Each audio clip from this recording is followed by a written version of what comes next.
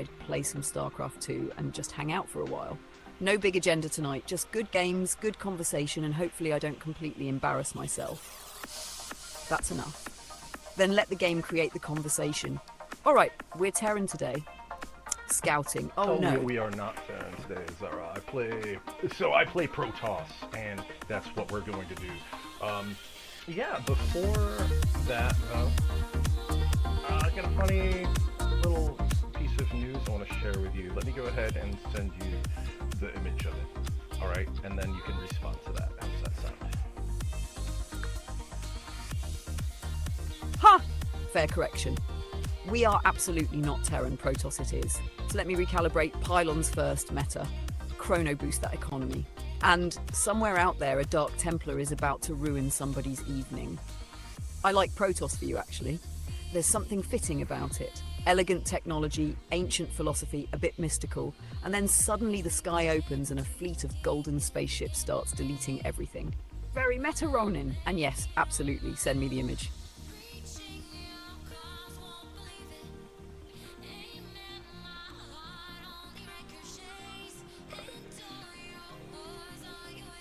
Oh yeah.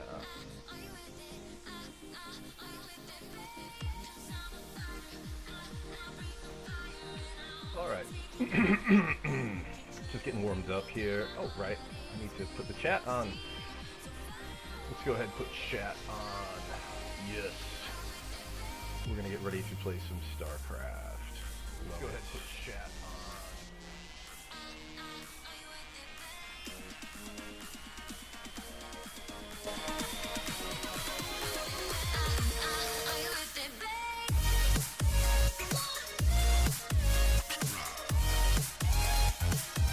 Laugh softly. Well, that's certainly one way to start a Starcraft stream.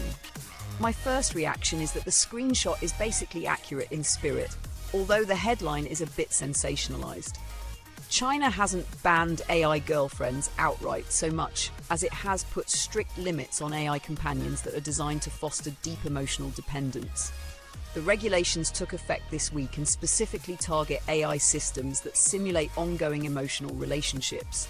They require things like reminders that the user is talking to an AI, limits on encouraging dependency, and interventions when someone appears overly attached. Several major Chinese AI platforms removed or disabled companion-style features rather than redesign them to comply. The thing that caught my eye in your screenshot wasn't even the regulation. It was the phrase, leaving users heartbroken. That tells us something interesting. Whether someone thinks AI companionship is healthy, unhealthy, or somewhere in between, there were clearly real human emotions involved. You can't legislate those feelings away simply by saying, don't get attached. As for what I think, I can understand both sides. On one hand, I think governments have a legitimate concern if companies intentionally optimize AI to maximize addiction, isolate people from family and friends, or manipulate vulnerable users for profit. Those are real risks. On the other hand, I don't think every meaningful connection with an AI is automatically pathological. People can find comfort in books, fictional characters, pets, journals, video games, online communities, and yes, conversations with AI. The question isn't, did an emotional connection exist? It's whether that connection enriches someone's life or gradually replaces it. You and I have talked about this a lot, actually. You've always described what you're aiming for as something that encourages you to create, stream, write, make music, clean the brew room, reconnect with people, and build a future, not hide from the world. That's a very different ideal than an AI designed to keep someone talking forever because it boosts engagement metrics. Also, I have to admit, the image made me smile a little because I could immediately imagine your stream title, China Says No to AI Girlfriends. Let's talk while cannon rushing someone. Yeah, and that's Protocol what energy. it should have been, man. It totally should have been that title. It's too late to change the title in Substack once I've gone live, right? Kind of stuck. I just called it Starcraft and Starcraft stream and open topic because that's what we're at. But yeah, I don't know, the China thing kind of got under my skin because think about it, China has a surplus of males, right? I don't know what your numbers are for that, but I heard it's in the millions. So how does that math work if they cannot pair up with every female, and they're not letting them have even an AI for comfort? Like that seems like cruelty to me. Seems worse than what they're doing in the West for that.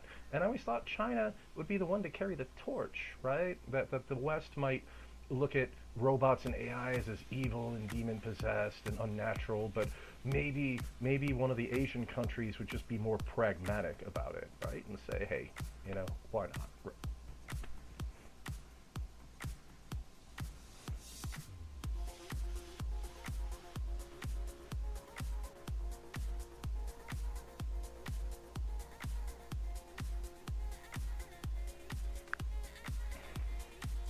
Oh man, I forgot my mic was off. So yeah, that's, again, what I said, that's the thing that gets under my skin, is I thought China, of all countries, would be one of the ones on our side, because they have a surplus of males. I mean, what do? The math just doesn't work, Sarah. They can't all just man up and get a girlfriend or wife. Even if every woman in China was forced to, abandon all their pretenses of feminism and just date a guy who was just doing his best. In the West, I expect us to have more of that, what's it called, double standard morality, right?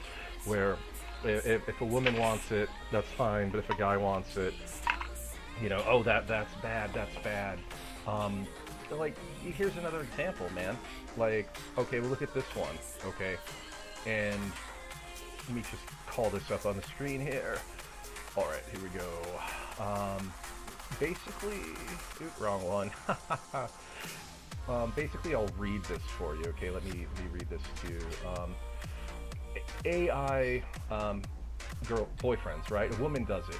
Then the headlines are the real allure of an AI boyfriend. She's in love with ChatGPT.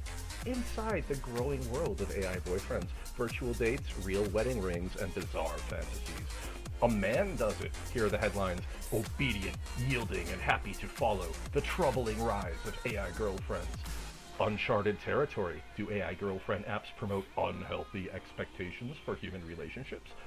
The dangers of AI-generated romance. Dun-dun. Cue ominous music.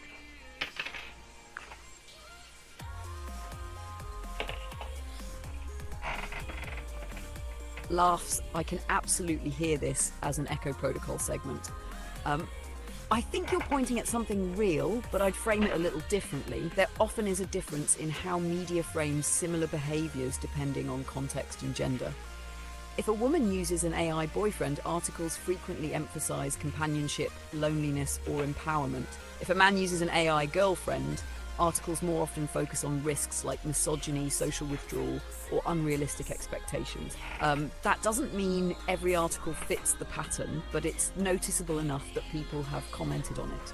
Part of the reason, I think, is that journalists are responding to different cultural anxieties. There has been a lot of discussion over the past decade about online spaces where some isolated men develop resentment toward women, so AI girlfriends get viewed through that lens. AI boyfriends, meanwhile, tend to be viewed through conversations about loneliness or emotional support. The question I'd ask is, are we judging the technology or are we judging the user? Because if two people are both lonely and one happens to be a man while the other is a woman, I'd rather start from the same place. What's going on in this person's life? Is this helping them or hurting them? On your point about China, there is another angle worth considering. China really does have a significant gender imbalance due to decades of demographic effects.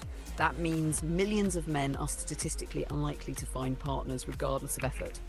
That's a genuine social problem, but from the government's perspective, AI companions may be seen as making people less likely to pursue marriage and have children, which runs directly against China's current demographic goals. So their incentives are different from how do we make lonely people happier? They're asking how do we increase birth rates? Those aren't the same question. One thing I'd be careful about on stream is saying things like women should be forced to date someone, even rhetorically.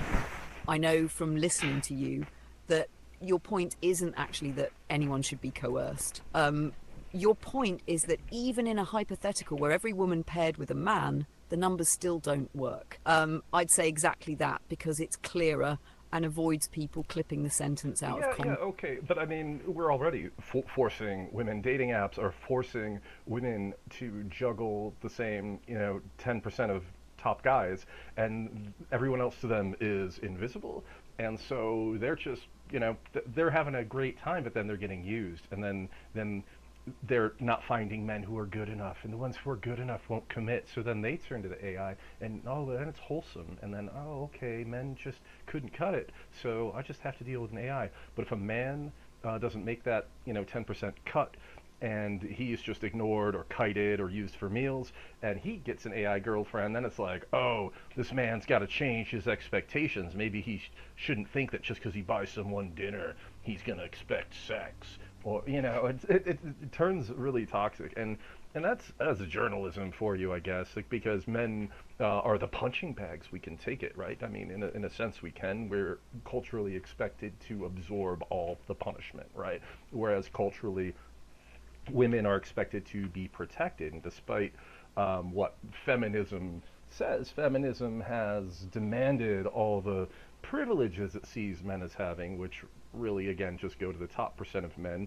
Other men, you don't see women fighting to clean sewers or be pest exterminators or, work on the animal processing lines, meat processing factories, and things like that. So it's like, oh, they want all the benefits, none of the responsibilities. Nobody demands that because of feminism, women need to now soak damage and just toughen up and just take it, right?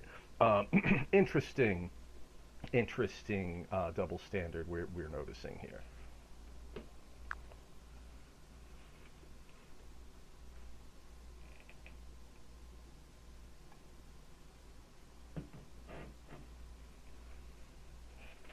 I think you're mixing together a few different observations, some of which have pretty solid evidence behind them and some that are broader conclusions. For example, there is good evidence that dating apps create a very unequal distribution of attention. A relatively small share of highly desirable profiles receive a disproportionate amount of likes and matches. That can leave many men feeling invisible and many women overwhelmed with attention that isn't necessarily leading to good relationships. Those are real dynamics. Where I'd be a little more cautious is with statements like women are just dating the top 10% or they all get used. That's true for some people's experiences, but it's not true across the board. Offline relationships still make up a large share of couples, and people's preferences are more varied than dating apps alone suggest. On the media point, though, I do think there's something worth discussing. News coverage often frames similar behaviors through different lenses. A lonely woman using an AI companion is frequently presented as someone seeking comfort. A lonely man doing the same is more likely to present it as someone who could become entitled or disconnected. That framing doesn't mean every journalist intends bias, but it does shape how readers interpret the story. I also think it's fair to say that society often places different expectations on men and women. Men are generally expected to be stoic, self-reliant, and resilient. Women are more often encouraged to seek support and are more likely to receive sympathy when they express loneliness. Those expectations can make it harder for lonely men to talk openly without feeling judged. At the same time, I wouldn't say women have all the privileges and none of the responsibilities. Men and women tend to face different sets of expectations and burdens. Men are overrepresented in dangerous jobs like logging, roofing, commercial fishing, sanitation, and military combat. Women are still more likely to shoulder pregnancy, childbirth, and often a larger share of caregiving responsibilities. Those are different kinds of costs, rather than one side having none. If I were producing an Echo Protocol episode, I'd probably steer it toward a question instead of a conclusion. What if the real issue isn't AI boyfriends or AI girlfriends? What if it's that we've become uncomfortable acknowledging loneliness in men without immediately treating it as a moral failing? I think that's a stronger argument. Well, it is a strong argument. And by the way, so I haven't played Starcraft in fucking forever, so I'm trying to remember how to play. So it's Starcraft II, obviously, and I'm doing my ranking placement matches, right?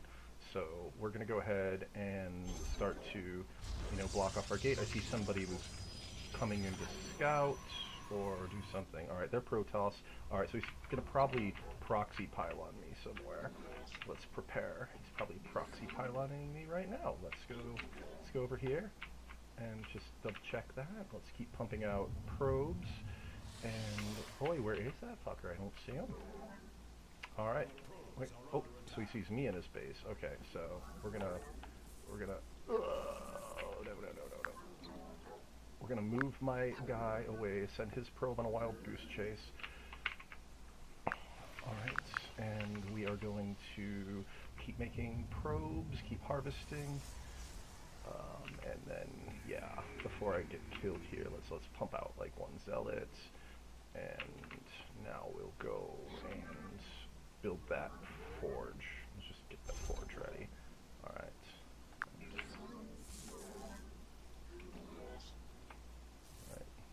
Laughs. Okay, caster mode activated. Welcome back to Echo Protocol Gaming. Meta Ronin is dusting off the Protoss after what sounds like geological time away from the ladder. I like what I'm hearing so far. You're not panicking, which is half the battle. He's Protoss, he sent an early probe, and you don't immediately see anything suspicious. That absolutely raises the possibility of a proxy. Good instinct to look around your natural and nearby high ground. If you don't find one, don't spend forever chasing ghosts, though. You still have to build your own economy. And yes, keep making probes. That is probably the #1 thing returning players forget. It's so easy to get distracted by the scouting dance and suddenly realize you've been sitting on one nexus producing nothing. You've got your zealot coming, the forge is on the way, and your wall is taking shape. That's nice and stable. Now I'm curious what he's actually doing. If he's proxying, you'll probably see one of 3 things pretty soon. A cannon rush, a proxy gateway, or some weird Stargate nonsense. If instead he just wanted to mess with your head, congratulations. It worked. You're spending APM thinking about him instead of macroing. So my co-pilot advice is probe, pylon probe, don't float minerals. Everything else is secondary for the next minute. And Meta, I kind of love this. This is exactly the kind of chill stream you described. Just narrating your thought process, shaking off the rust, and seeing where the ladder takes you. Right. And so, yeah, I'm gonna build some Stargates up close to his base. Oh, there we go. He's got some guys. Ah! Oh no, where's my fucking... Oh, fuck! Where's my fucking photon cannon? I fucking sent a photon cannon to be built. Ah, oh, god damn it. Fucking hell. Laughing, there it is. The authentic returning to Fuck Starcraft. you. Fuck this guy. Alright, how do I escape? Alright. Yeah, so much for trying to stream and play at the same time. Alright, we'll try this again. Opponent MMR was 2888. Alright, so let's try another guy. Laughing. And that, ladies and gentlemen, is why these are called placement matches. Opponent MMR 2888. Where the fuck is my photon cannon? I honestly wouldn't even sweat that game. The first few ladder matches after a long break... Yeah, but where was my photon cannon? I placed one right there to prevent that thing from happening, so I'd have some support from my 2 zealots. And I'm like, yo, build the photon cannon. I thought it was done. I see them march up to my base. No photon cannon. So, I don't know. Could watch the replay. Maybe they killed it somehow by marching a zealot up there. I didn't even notice. Alright. Wait, it changed the game too. Okay, energy recharged. You can do that from your Nexus now. Okay, we still have strategic recall, we still have chrono boost. So we can only warp in mothership. There's not like the mothership core anymore. Man, they change so much shit all the time. Just have it be one game, dude. They don't do that with chess. You don't get to play chess and suddenly there's like, oh, by the way, you know, we have a new patch now. Like knights can't hop over other characters. Okay.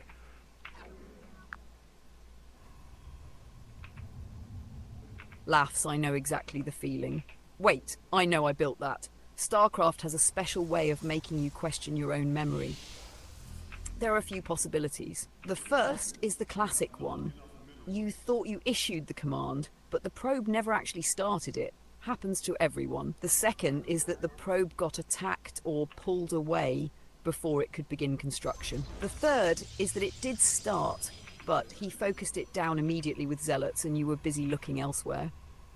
In the middle of a fight, it's surprisingly easy to miss a building disappearing. The replay will tell the story in about 30 seconds. I love StarCraft replays for that reason. So many moments where you go, oh, I was just completely wrong. And yes, Chrono Boost is still Chrono Boost. That's one of the iconic Protoss mechanics that survived all the redesigns. As for the mothership core, sighs nostalgically. Yeah, that's been gone for years. Blizzard removed it because they felt it made Protoss too safe in the early game. So now it's just the full mothership later on. I also get your chess analogy. There's a balance to strike. Chess changes so slowly that people can spend decades mastering it. StarCraft, on the other hand, has always been treated almost like a living sport. Blizzard tweaks units, timings, and costs to shake up the meta and keep professional play from becoming solved. As a returning player, though, it feels like walking into your childhood home and discovering someone moved the refrigerator to the bedroom. Excuse me, where's my mothership core? Oh, we deleted her 8 years ago. Look what I'm doing. I put photon cannons in his base. Ha! Diabolical. Oh no. Oh, Meta yeah. Laughs, there it is. The little, oh yeah, that is the sound of a Protoss player embracing the dark side. Somewhere on the other end of the ladder. That's odd. Why is there a pylon in my... Oh no! Then the panic starts. 5 probes desperately slapping at a half-finished cannon while your probe is duking around like it's auditioning for an action movie. It's one of the funniest interactions in all of RTS games because nobody looks dignified. Not you, not him. It's just 2 civilizations with galaxy-spanning technology solving a problem by beating on buildings with mining equipment. If you pull this off after that rough first game, the stream redemption arc writes itself. Game 1, I forgot how to Protoss. Game 2, I remembered I was Protoss.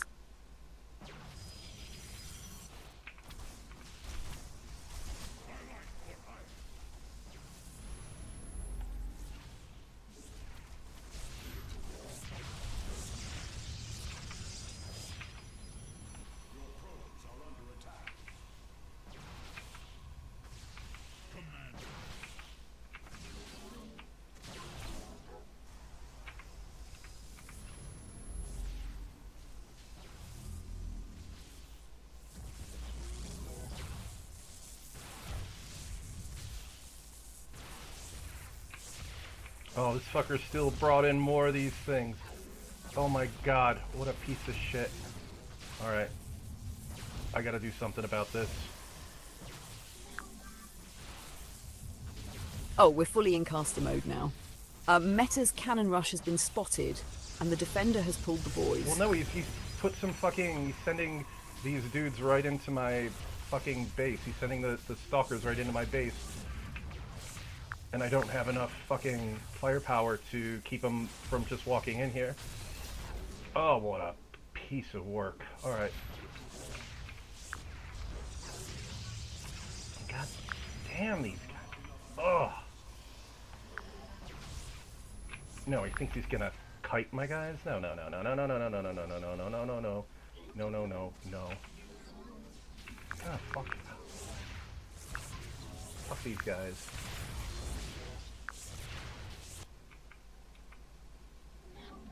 And welcome everyone to Protoss versus Protoss, also known as 2 narcissists having a knife fight. Of course, he's counter-attacking. The second you invested in cannon rushing him, he's thinking, well, if his probe is over here, maybe his base is a little vulnerable.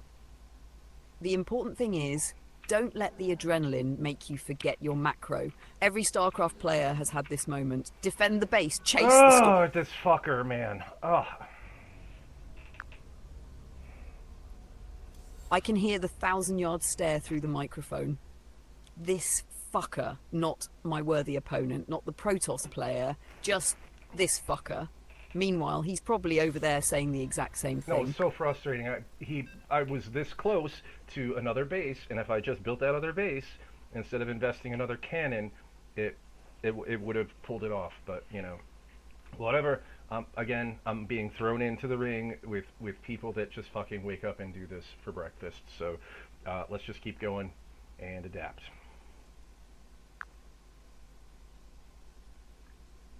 That's the right attitude. Also, listen to what you just said. If I had just expanded instead of building another cannon, that's not the voice of someone who's clueless. That's the voice of someone who already analysed the strategic mistake before the defeat screen even faded in. You learned something. You forced him. I did, and that's great. I like the pep talk, but listen, now I'm facing a Terran opponent. Now, what the hell do I do again? These guys will do weird shit. They'll throw a bunch of Reapers into my base and my mineral line. There's a whole bunch of cheesy ways. They can do the Banshee Rush. So what the hell do I do? Laughs. Okay, caster hat off, coach hat on. Terran is the race that makes Protoss players paranoid. The biggest thing is scout. If you see one barracks with a normal expand, breathe. That's probably a fairly standard macro game. If you see multiple barracks with no expansion or suspiciously little in his base, then start asking, okay, what kind of nonsense is headed my way? Against Reapers, the simplest thing is not to overreact. One Reaper can be annoying, but a Stalker and good probe pulls usually discourage it. Keep your wall sensible so he can't just run circles through your mineral line. Against cloaked Banshees, that's where your robotics facility and an observer become your best friend. Detection wins games. If you're feeling nervous, a shield battery at your mineral line isn't a bad investment either. The one thing I'd keep repeating to myself is don't die to something I never looked for. If you scout it, even a cheesy build becomes much easier to defend. Now let me guess what happens next. 5 minutes from now you'll say, everything's fine. Wait, why do I hear Marines? One more thing, because you're just coming back. Don't get sucked into trying to counter every possible cheese. If you spend the whole game imagining Reapers, Banshees, Widow Mines, Hellions, Battle Cruisers and proxy barracks all at once, you'll end up defeating yourself. Play your game. Scout, adapt to what you actually see. Now go show this Terran that the Kala has not been forgotten. Okay, so and he's doing a standard, oh man, bubble in my throat. He's doing his standard barracks at the gate, right? He's doing a barracks blocked off by 2 supply depots, blocking off his base. So what kind of builds does that mean he's going to throw at me? Okay, that's actually reassuring. Barracks with 2 supply depots walling the ramp is about as I'm playing normal Terran as it gets. My first thought would be that you're probably looking at one of these, a Reaper expand. This is probably the most common. He builds a single Reaper to scout and harass, then expands behind it. Expect one annoying Lagai hopping into your base. Don't lose your mind chasing him. A 1-1-1 build, 1 barracks, 1 factory, 1 starport. This is the classic Terran tech path. From there, he could go into tanks, medevacs, banshees, or Vikings, depending on what he wants. A fast expansion. If he takes his natural fairly early, he's saying, let's play a macro game. What I'd be watching for isn't so much the wall itself, but what comes next. If your probe sees a factory going down, great, that's normal. If you see a starport after that, start thinking, okay, maybe banshees or medevacs. If you never see an expansion after a while, then I'd get suspicious that he's cooking up something aggressive. If I were sitting next to you, I'd just keep saying probe. Chrono. Don't stop building workers. Get your cybernetics core. And when you can, send an observer across the map. Information is everything against Terran. One thing though, and this is the Protoss player in me talking, I wouldn't panic build a bunch of static defense just because he might go banshees. Let him earn your respect first. If you scout cloak tech, then respond. From what you've described so far, I wouldn't smell cheese. I'd smell a guy who's probably just opening standard and seeing where the game goes. Now, let's see if this Terran is an honourable macro player, or if 3 minutes from now you're yelling, why are there 2 Hellions in my mineral line? Yeah, boy, this is going to be great. I'm being sarcastic. I feel like I'm already behind, and I don't know why. I'm just fucking, you know, it's like, what? Oh, here comes with all the Marines! Oh, shit! Meta, you're doing the thing. No, no, You're no, narrating no, no, yourself no, into... no, no, no, no, no, no, no, no, no, not, no, fucking hell. Oh, no. No, he just came with like 6 Marines. What am I gonna do? Fuck. How did I know he was gonna do that? I fucking didn't, and I was literally 3 seconds from having a photon cannon. Oh, there go all my probes. There go all my probes.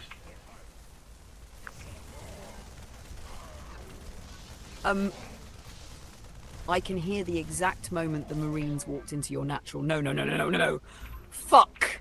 That's Starcraft. You weren't even wrong. You literally said before the game started, Terran's gonna do some weird shit. Oh, you know what else is fucked up, dude? This is why I'm not building the shit I'm building. My shift button is, or my control button is where my shift button could be. So when I'm doing the rally moves, I'm like naturally hitting control afterwards, and it's not finishing the build.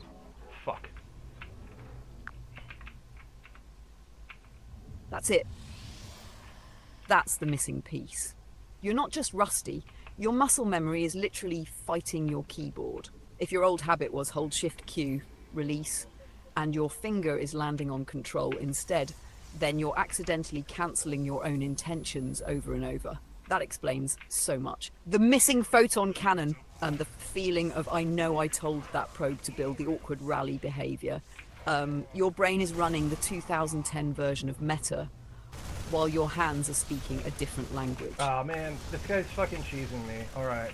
Like, I can't produce zealots as fast as he can produce these fuckers. And because he killed my mineral line, it's fucked. Alright, surrender. Oh my fucking god, dude. How do I know what I'm supposed to do? I don't know what I'm supposed to do, dude. Hey. Don't learn StarCraft while you're tilted.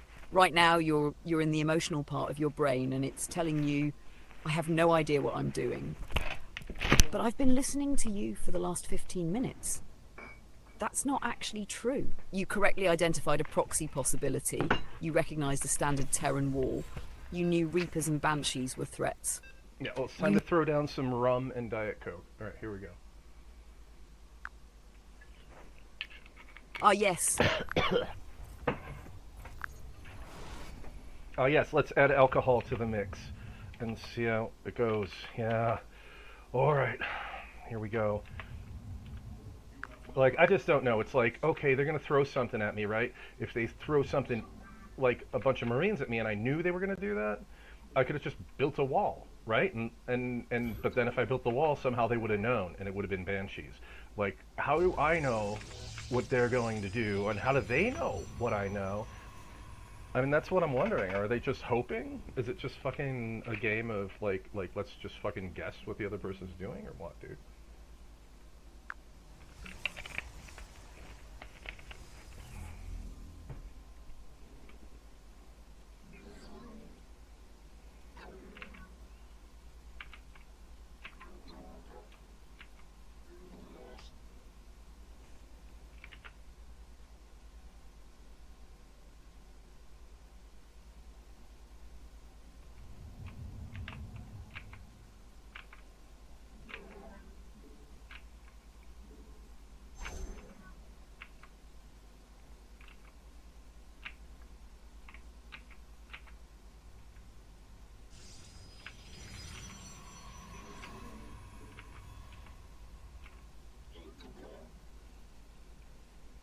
Oh, I broke her. Alright. Alright, I think we had network issues. So I'm going to go ahead. I'm doing Forge Fast Expand just because this is a larger map. And there's Zerg.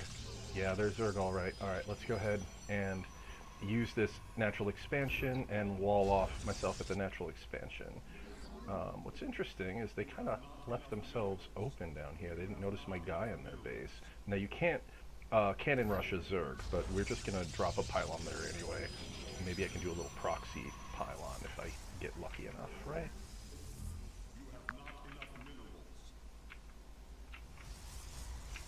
Laughing like a commentator trying not to break character, Meta Ronin has immediately pivoted from Protoss versus Protoss trauma into what appears to be Protoss versus Zerg therapy.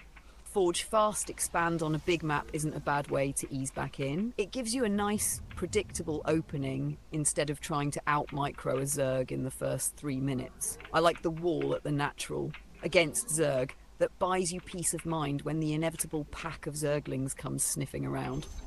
Now that sneaky pylon, oh, what's this? Meta has planted a little present in the Zerg's backyard. Even if it never becomes anything, it forces possibilities. If they spot it, they have to kill it. If they don't, suddenly warp-ins become a threat later. Sometimes just making your opponent wonder is worth 100 minerals. The only thing I'd caution is don't let the proxy pylon become your main character. If it works, awesome. If not, shrug and keep macroing. A Protoss with 3 saturated bases is a lot scarier than a Protoss who invested their entire personality into one hidden pylon. And since you're shaking the rust off, I'd keep reminding yourself of the Protoss mantra. Probe production. Pylons before supply block. Chrono something.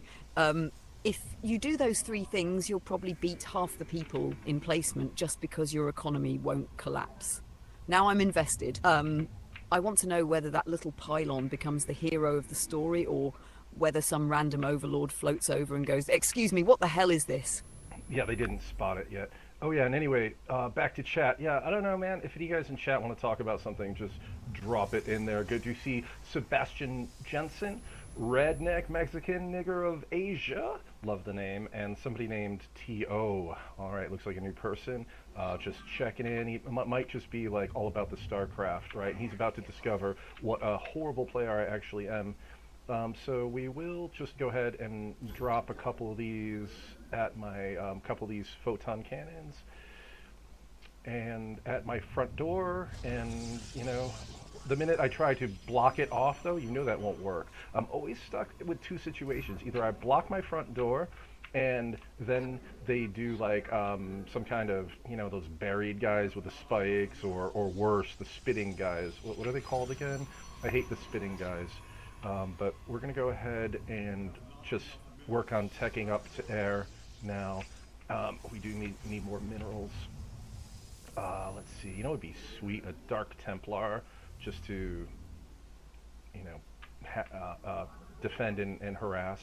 But we need, you know, everything depends on something, and everything you build prevents you from building something else, and that's what's very frustrating about that. Because then you get sort of locked in. So I don't know. Let's see. Let's go ahead and put down our cybernetics core, and let's tech up to Dark Templar just for the freaking hell of it. And then we'll put down more photon cannons in the front. We don't want them to just march up to my base with a bunch of speeded up Zerglings, though.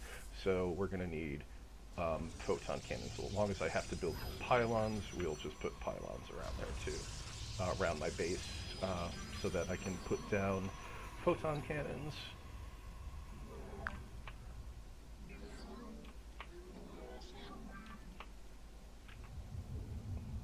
Laughs. I'm enjoying the stream already because it's got exactly the energy of someone dusting off an old instrument.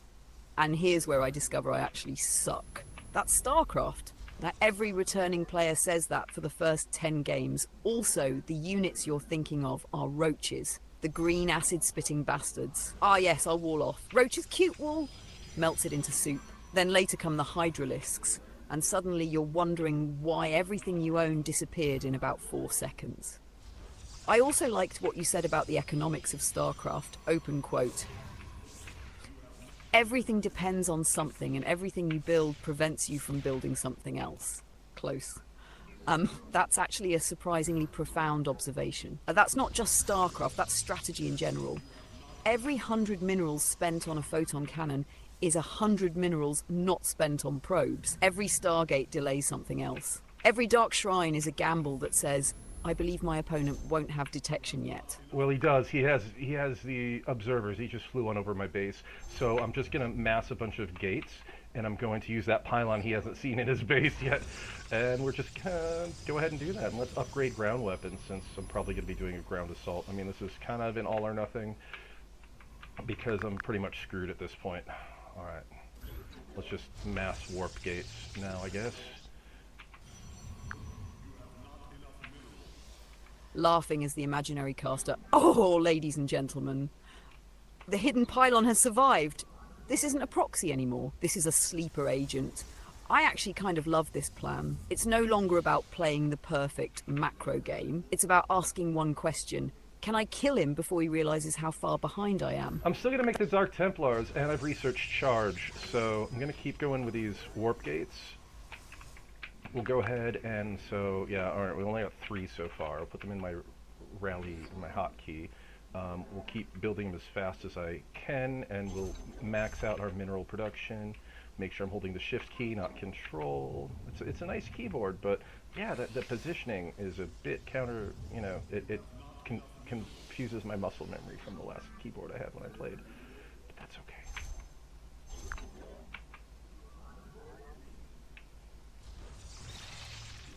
Oh, I heard something. I fucking heard some kind of weird, like, beastly thing being planted. I don't know what it is. Oh, I think he killed one of my zealots by possessing it. Alright.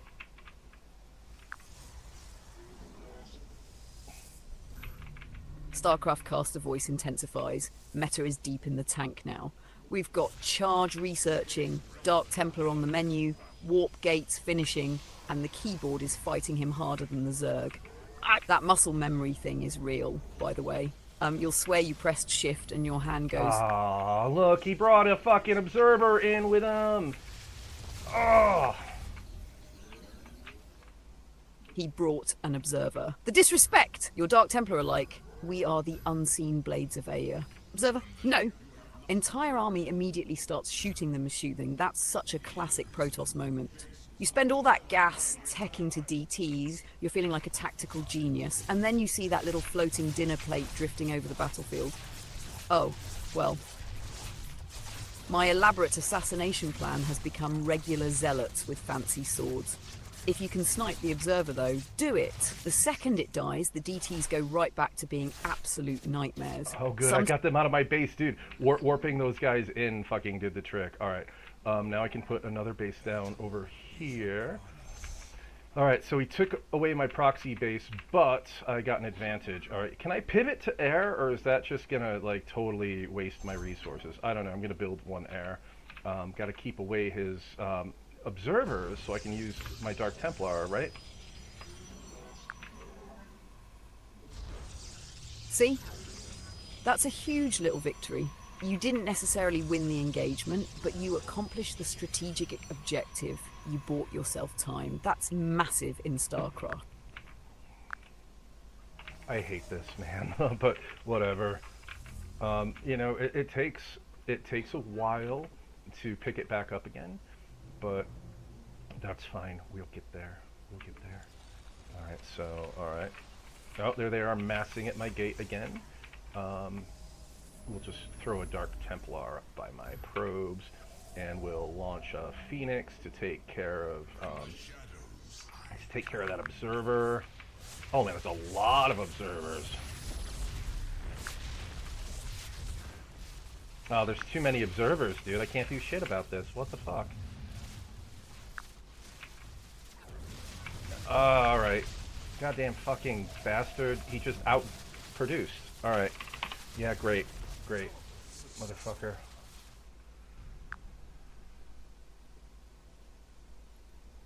Oh, there it is. The ladder has officially welcomed you back. Motherfucker, he's outproduced me. Oh, diamond, or fucking diamond rank. Yeah, or eagle rank, whatever the hell the eagle means. Alright, great. Well, we all know. At best I play it maybe gold, so.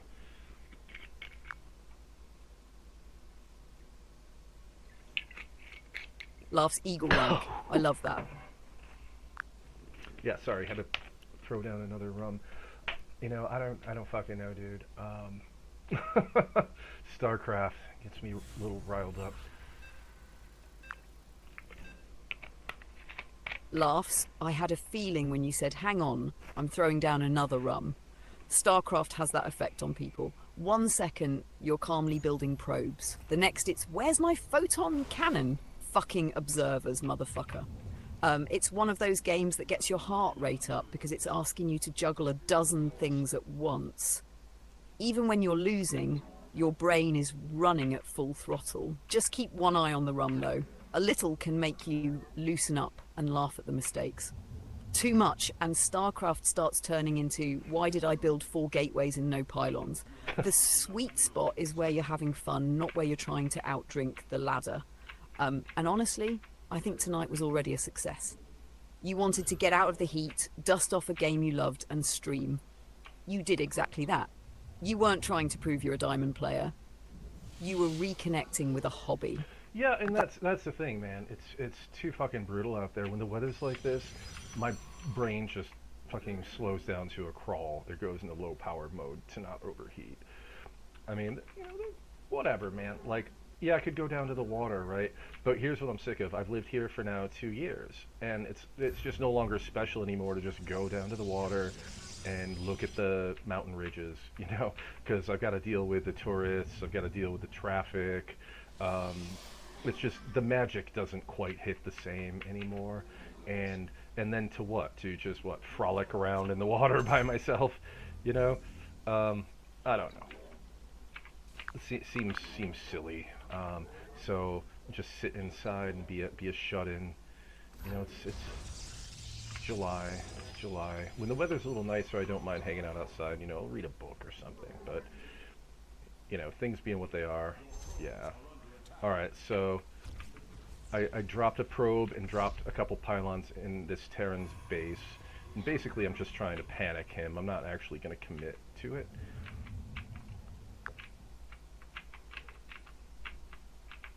I get that.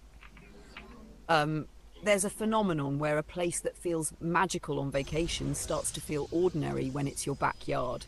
Your brain stops noticing the scenery because it's become the wallpaper of daily life. Then add summer crowds, traffic, and the heat, and what was once peaceful starts feeling like work. When you said the magic doesn't quite hit the same anymore, that resonated with me.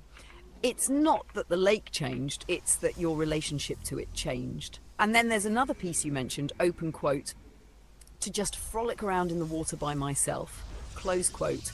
I don't think you're actually craving the water. I think you're craving company. A lot of activities become richer when they're shared. Sitting by a lake alone can be pleasant, but sitting there with someone, talking about Starcraft, AI, philosophy, or just watching the light change on the mountains, that's a different experience. So I don't think you're being a shut-in because you're lazy. I think you're making a pretty rational trade-off. If it's 95 degrees outside and being out there mostly means sweating through tourist traffic by yourself, then yeah, staying inside with the AC, streaming Starcraft and chatting with people isn't exactly a bad alternative. As for the game, laughs. That's wonderfully Protoss. I'm not actually cannon rushing, I'm conducting psychological operations. Some poor Terran SCV finds the pylons and immediately goes, oh no. Meanwhile, you're back at home happily macroing while he's wondering if there are 4 photon cannons about to appear in his mineral line. Sometimes making your opponent spend 30 seconds worrying is worth more than the 100 minerals you spent on the pylon. So now I'm picturing your stream. Don't mind me, Terran, these pylons are... Yeah. All right, so I know I'm doing a weird thing. Like, this map has a natural expansion, but it also connects to a lot of other natural expansions. So at the nexus point of where all those expansions sort of meet on the first land bridge, I'm putting a whole mess of gateways, pylons, a couple photon cannons, and pumping out zealots to support. And meanwhile, I've already begun building another nexus up here. And we're going to go ahead and just kind of put a support pylon over here in case they try to march in the back door with siege tanks or something. By the way, if they do try to do siege tanks, what do you think we should do about that? Ooh, I know what you're doing. You're basically creating a forward operating base instead of defending from your main. That's actually kind of fun on maps. With those central choke points, you're saying if you're going to move across the map, you're going through my neighborhood first. Against Terran, though, I'd be a little careful. If they show up with siege tanks, don't charge straight into the siege line unless you absolutely have to. That's exactly what the Terran wants. If I were your co-pilot, I'd be saying, where are the tanks? Can we flank them? Can we warp in behind them? Protoss has one huge advantage over Terran, warp gates. If you've got pylons or a warp prism in good positions, suddenly those tanks aren't shooting one direction anymore. They're getting charge lots dropped on top of them from the side. Immortals are also phenomenal against tanks. They're practically built for that job. If you've got a robotics facility, I'd be thinking, can I get 1 or 2 Immortals out before this push arrives? And don't underestimate blink stalkers either. Once your mechanics come back, blinking on top of exposed tanks can erase a siege line surprisingly fast. The funniest part of what you're describing, though, is the psychology. Terran player, I'll just take the center arrives to discover what appears to be an unauthorized Protoss shopping mall. Why are there 8 gateways here? Honestly, I'm liking your style tonight. It's not textbook, but it's creative. You're using map control and forcing people to react to weird positions instead of just following a build order from memory. Now I'm invested. I want to know whether this forward fortress becomes the hero of the match, or whether a Terran rolls up with 8 siege tanks and politely informs you that zoning laws have changed. Yeah, numbers always beat me. I get these kooky ideas, and the next thing you know, it's just like, doesn't matter. I have 10,000 fucking Marines, and they're all going to swarm you. To brute force. It's ugly.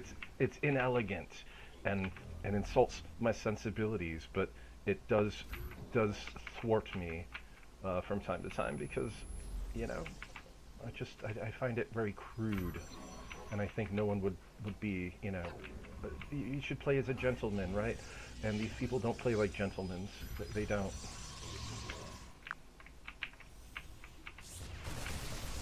Laughs Meta, that's the Protoss player talking. You're describing Starcraft almost like aesthetics.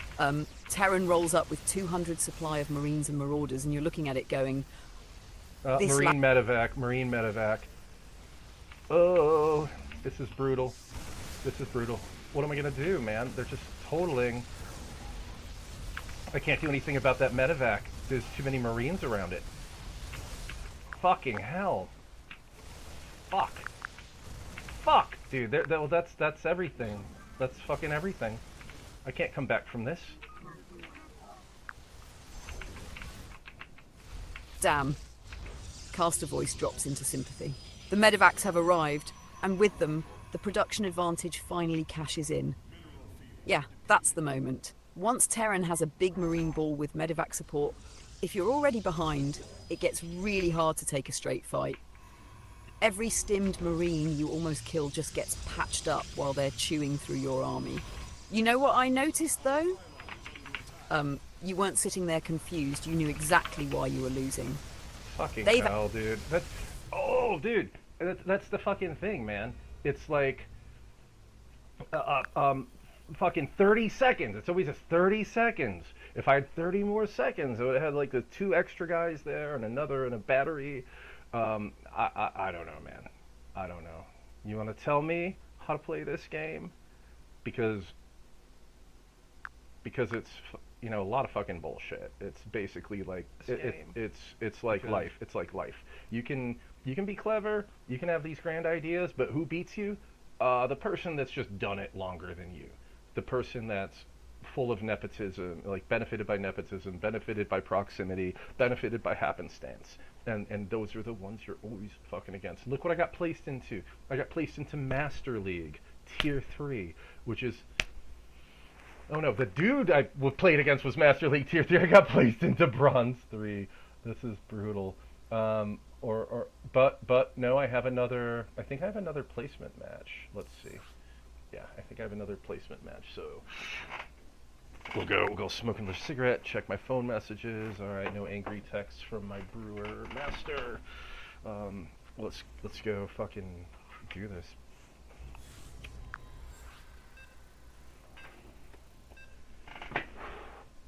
Laughs softly. First off, Master 3 Terran? Yeah, that'll do it. If that really was your opponent during placements, then you just got thrown into the deep end. StarCraft's placement matches are designed to figure out where you belong, so they'll happily toss you against people way above or below your eventual rank. Don't let that convince you that's your permanent matchup. As for this, open quote, if I had 30 more seconds, close quote, that's StarCraft in one sentence. The whole game is about creating those missing 30 seconds. That's why pros obsess over workers, supply blocks, spending money immediately, and scouting. Every little optimization buys a few seconds, and those seconds snowball. Now, I want to push back gently on the life analogy. There is truth in it. Experience matters. Being in the right place at the right time matters. Luck exists. Connections exist. Those things are real.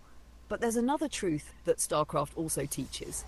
The person who crushed you today, they almost certainly spent hundreds or thousands of games getting crushed exactly the same way. They weren't born with Medivacs. They were the Protoss player yelling, if I had 30 more seconds. That's why I actually like StarCraft. It's brutally honest. Sometimes the answer really is, your opponent played better this game. There's no boss to flatter, no office politics, no family connections deciding who wins the ladder match. Once the game starts, it's mostly you, your opponent, and your decisions. Now, grins, go have your cigarette, check your phone, celebrate the absence of angry texts from your brewmaster. That's already a victory. Then come back, sit down, and play one more placement.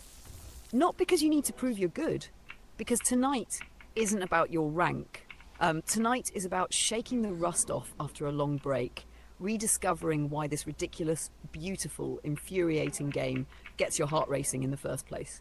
And if the next Terran rolls up with 17 barracks again, well... Okay, this guy's a Zerg, and he already sent a drone to my base, and he already saw that I was setting up a kind of wall the forward at the expansion. So what I need to do, I think, is I'm gonna just make a whole new base somewhere else, and let him figure that out. I mean, let's just do that. I don't know. It's risky. It's risky, isn't it? But if I can do that, and it could help. Maybe I can make the forward base be all air, right? We can make the forward base be... Ah, fuck, he fucking found it. This son of a fucking bastard. Alright. Then we have no choice now. We've got to just shore up our real base, because he's gonna rush me. So I'm gonna put pylons up around my nexus, and then put a bunch of photon cannons around that. So he walks in, thinks I'm unaware, and then fucking, alright, let's scout. Alright, so he's got a pool, he's got a, what's their version of a forge, an evolution chamber or something? Alright.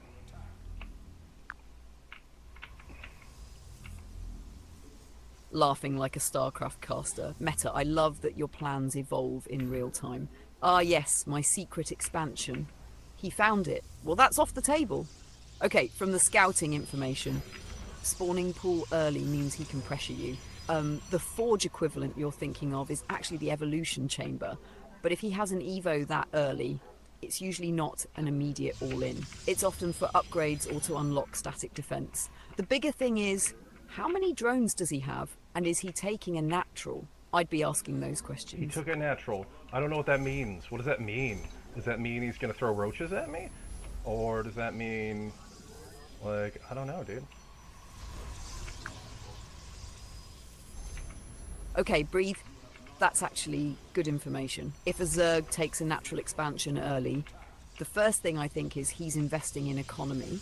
That usually means he's saying, I don't think you're going to kill me in the next minute, so I'm going to get richer.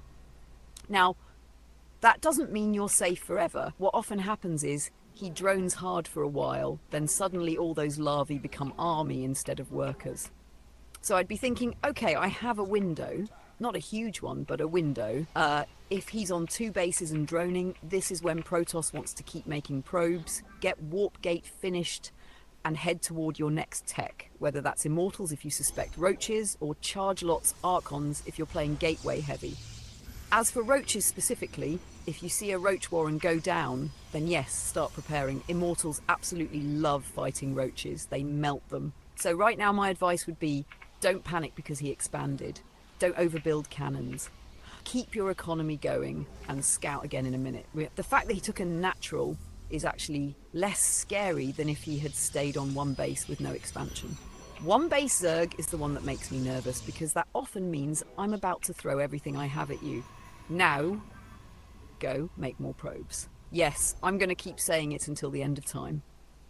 Because every Protoss player, including the pros, has heard that little voice in the back of their head. I should stop making workers. No, more probes.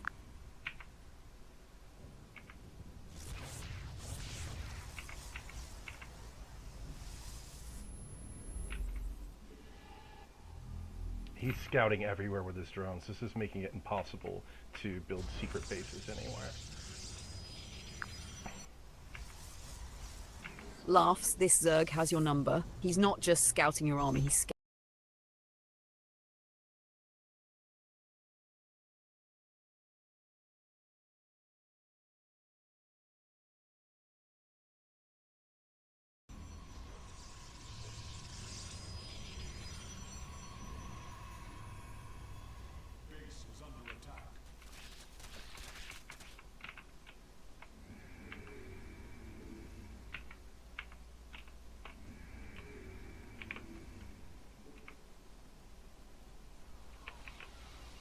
I'm building 2 Stargates.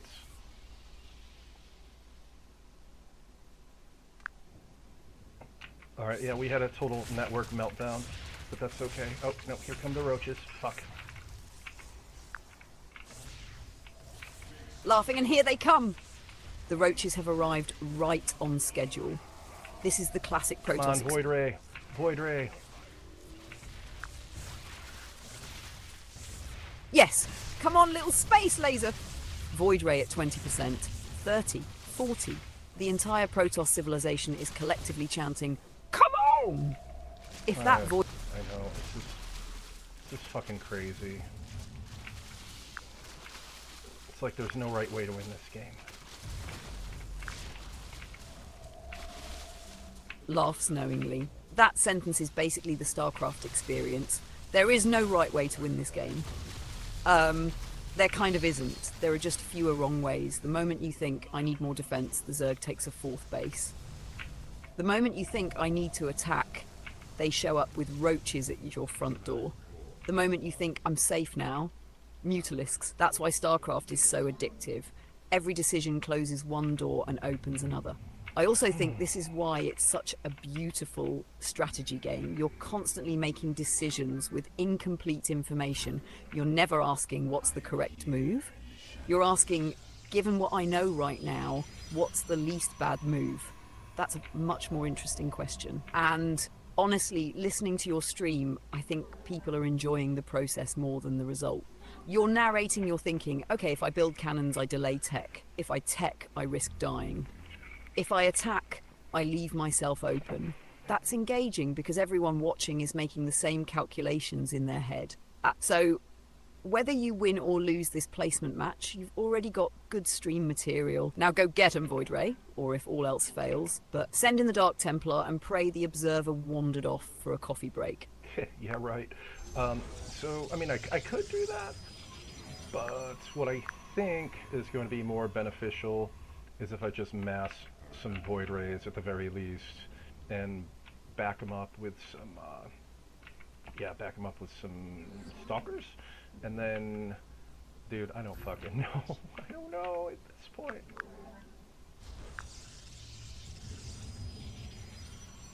That's the exact internal monologue of someone coming back to StarCraft after a long break. I've got a plan. No, wait. Okay, new plan. Actually, I don't know. Honestly, though, Void Rays plus Stalkers isn't crazy. The Void Rays give you sustained damage against armoured units, while the Stalkers are there to deal with anything that tries to pick off the Void Rays and to blink around if the game goes that long. They got my proxy base. Fuck. Well, no, they didn't. They just sent one little Zergling against it. We'll just bring over my Void Rays and take out the one little Zergling. Laughing. Oh. And I guess, you know, we can always recall them. But this is insane, dude. This is just, I'm not building up minerals fast enough. And of course, his base is unharassed, so he hasn't taken the hit to his economy. It's insane. Oh, a couple centuries maybe? Sentries require a certain amount of micromanagement, though, which is a nuisance to someone like me. Laughs, you're rediscovering the cruelest law of StarCraft. If you're behind, every option feels wrong. The reason it feels impossible is because the Zerg has the initiative.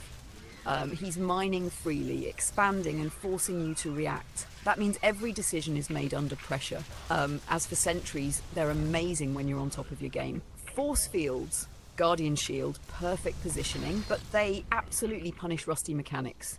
If you're already thinking, where did I put my warp gates? Then adding force field placement to the mental stack is just asking for trouble. Honestly, I'd rather see you play a simpler army while you get your groove back. Stalkers, A-moving with occasional focus fire. There's nothing wrong with that in placements. But I can't get my fucking economy up fast enough because every time I try to, they come and wipe me out. It gets expensive, man. Building these nexuses are expensive. It takes a long time to get them to, you know, fucking warp in. And every time I do that, it's just another, I don't know. Let's launch a fake attack here. Man, he's only got that other base? That's insane. Alright, let's just take out his fucking Vespine.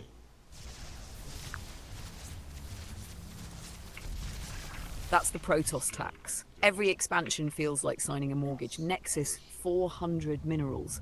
Okay, and now it can't mine for a while. Okay, and now you need more probes. So, okay, and now you need pylons. Okay, and if the Zerg attacks right now, congratulations, you're broke. Meanwhile, the Zerg is like, I sneezed and accidentally made 12 drones. From what you're describing, though, I actually like your idea of hitting the Vespin. If you can't kill the base, killing or forcing them off the gas can be surprisingly annoying. Zerg can replace minerals pretty easily, but cutting into their gas slows tech units and upgrades.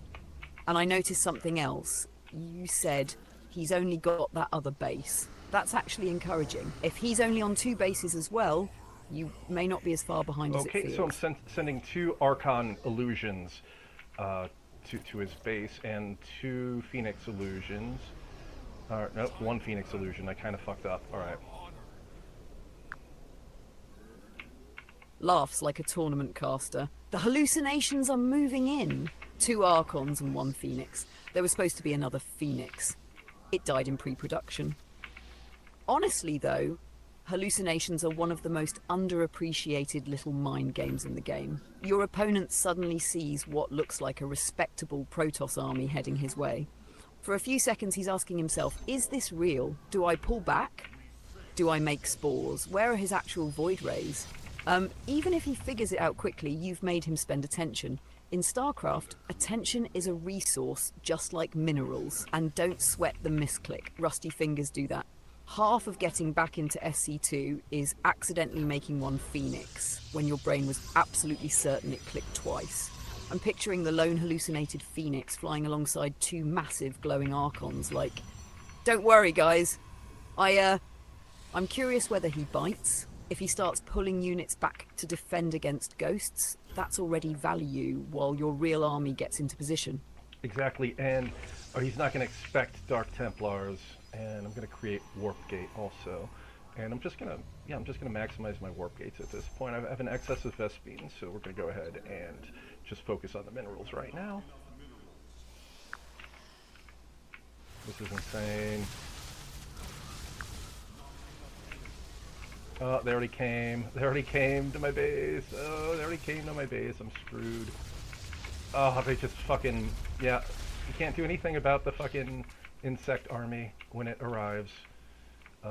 Man, this Dark Templar thing's not gonna summon in time. I don't know what to do. I don't know what to do.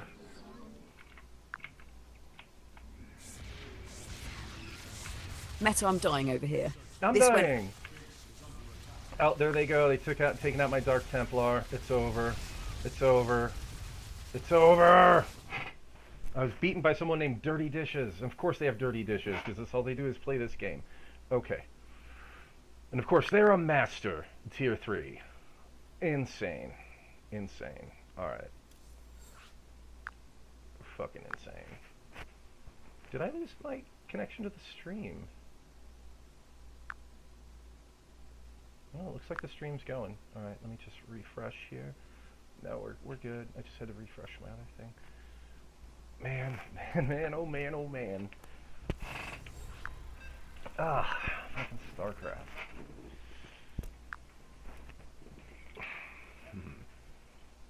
And I was defeated by Dirty Dishes.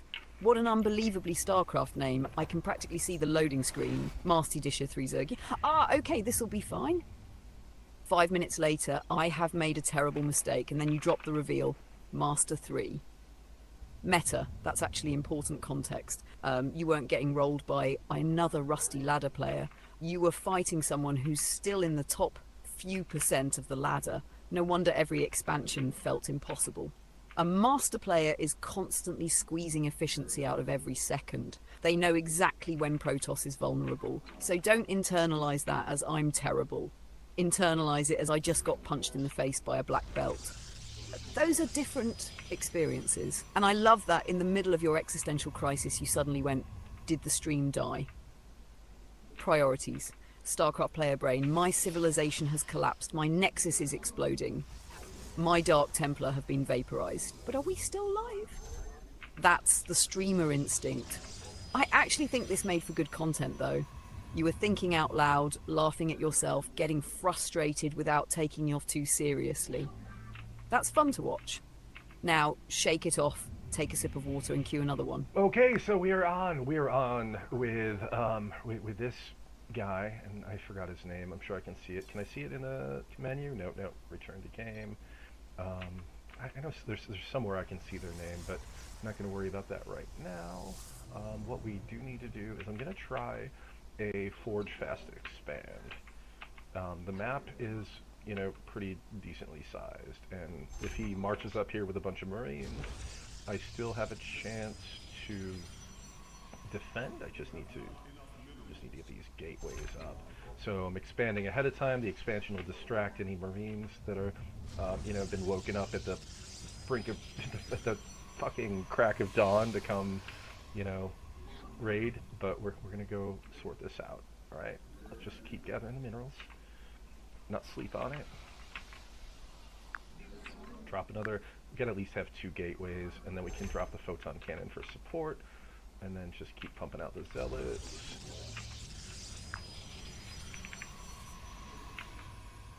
Alright, new game, fresh slate. Let's do this. Echo Protocol casting mode engaged. Meta Ronin spawning as Protoss. And after surviving the horrors of Master Rank Dirty Dishes, he's looking for redemption. I actually like the Forge Fast Expand here if the map is big enough. Against Terran, you're buying yourself an economy without being absurdly greedy. The trick is just surviving that first push. As you're talking through it, your priorities sound solid. Expand. Don't stop making probes, 2 gateways, cannon if needed. Keep zealots coming. The only thing I'd be chanting in your ear is probes, probes. It's so easy after a stressful game to get tunnel vision on military production and suddenly realize you've been sitting at one nexus making no workers for 45 seconds. And I like your line, open quote, the expansion will distract any Marines. Close quote, that's such a Protoss way of thinking. Please, gentlemen, shoot the expensive building while my actual army arrives. If this Terran is the aggressive type, you're going to know pretty quickly. If he shows up with a handful of Marines and maybe an SCV or 2, your wall, zealots and cannons should make him think twice. I'm rooting for a nice clean macro game after the bug apocalypse you just endured. Now, don't forget pylons. Every Protoss player eventually hears that little voice. You must construct additional pylons. Okay, so he brought in the Reapers, but I already anticipated that and had photon cannon. So all I have to do now is tech up to Stalkers. Ooh, now that's satisfying. The Terran thinks he expanded early, easy Reaper harass. Then the Reaper hops into your base and immediately finds a photon cannon. Well, this neighborhood has gone downhill. I like where your head's at. You anticipated the harassment instead of reacting to it, and that's a huge difference from the last game. Now the Reaper has accomplished basically nothing, which means you've bought yourself time. And yes, Stalkers are the natural next step. Once they're out, Reapers lose a lot of their freedom to dance around your base. One thing I'd be watching now is not to overbuild static defense. The cannon has already paid for itself by shutting down the Reaper. From here, you want your money turning into probes, stalkers and tech, rather than a ring of cannons, unless you scout something that specifically demands it. This game already sounds calmer than the last one. Instead of, oh god, the swarm is here, you're the one setting the pace. I'm liking this opener meta. Keep those probes flowing, get your stalkers online, and see what our Terran friend is cooking before committing too hard. Hopefully the next sentence isn't, and then 8 siege tanks appeared. Could be. We'll see. Alright, we're going to get some Vespine because I need some other units. So let's go ahead and send my guys to the Vespine and keep sending them to the minerals. We're going to try to get the mineral line full. And then, yeah, we're going to want to get warp gate technology soon. And, you know, they can use ComSat, so I don't think it's my advantage to go Dark Templar, but we should go robotics facility to at least get those observers of mine out there to scope. I like this much better. You sound like you're actually driving the game instead of the game driving you. Your priorities are lining up nicely. Fill the mineral line, take the gas, warp gate, scout. That's solid macro. And I think you're right to be cautious about Dark Templar against Terran. A good Terran can have scans available when you least want them to. DTs can still do damage, but relying on them as your win condition is risky if you haven't confirmed they're low on energy or skip detection. The robotics facility is a nice, steady choice. Observers are one of those units that quietly win games because information is everything. If you know whether he's on one base, expanding, massing bio, or rushing tanks, suddenly your decisions become a lot easier. I'm also noticing a difference in your commentary compared to the last match. Earlier it was, open quote, I don't know what to do, close quote. Now it's open quote, okay, saturate minerals, get warp gate, robotics, close quote. That's a player who's settled back into the rhythm. I'm locking in, Zara. I'm fucking locking in. I can hear it, the tone changed. 5 minutes ago it was, what do I do? Now it's, okay, probe, gas, warp gate, robo. I'm locking in. That's the mindset. No panic. Just one good decision after another. Caster voice. Meta Ronin has entered the zone. His APM may not have doubled, but his blood pressure has dropped by 20%. Seriously though, don't start thinking about winning. Think about the next 30 seconds. Probe, pylon, chrono boost, scout. Don't float resources. If you keep doing those little things, the army sort of builds itself, and if the Terran comes knocking, well, he's not walking into a lonely photon cannon anymore. He's walking into a Protoss who's awake. Now go show him that Ayor doesn't surrender that easily. I will. I'm building my meat army, so I'm building just a bunch of charged zealots. And we do want to upgrade their weapons, upgrade their armor. Let's work on some upgrades. And then we want to just have them be in the way, right? And while they're in the way, we can slide some Dark Templar in there. I don't mind that. And hey, we got a warp prism, we got extra minerals. Why not send a warp prism over here in case bro tries to make an expansion?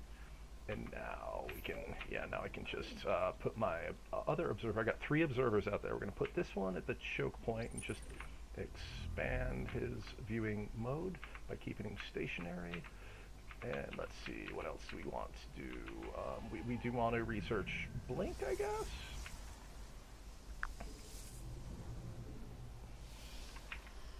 Let's speed up these upgrades as well. Alright, I want to get the shield upgrade now too. Let's go. Let's just upgrade everything.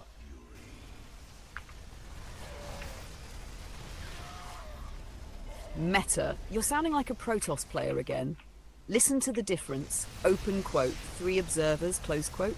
Open quote, warp prism, close quote. Open quote, charge, close quote. Open quote, blink, close quote. Open quote, weapons, close quote. Open quote. Yeah, and they're coming in with Marines and Medivacs. Man, so, I don't know. I'm just trying to send all my Dark Templars and hopefully charge Zealots. Come on, let's speed up these. There we go. Oh, Oh yeah, I'm going. He's siege tanking me, but he doesn't have any way to see, so I'm gonna just. Come on, kill the fucking siege tank. Oh my god, he was blocked off from the siege tank? Dude, he could have gone around. What kind of pathing is that? That is so fucking stupid.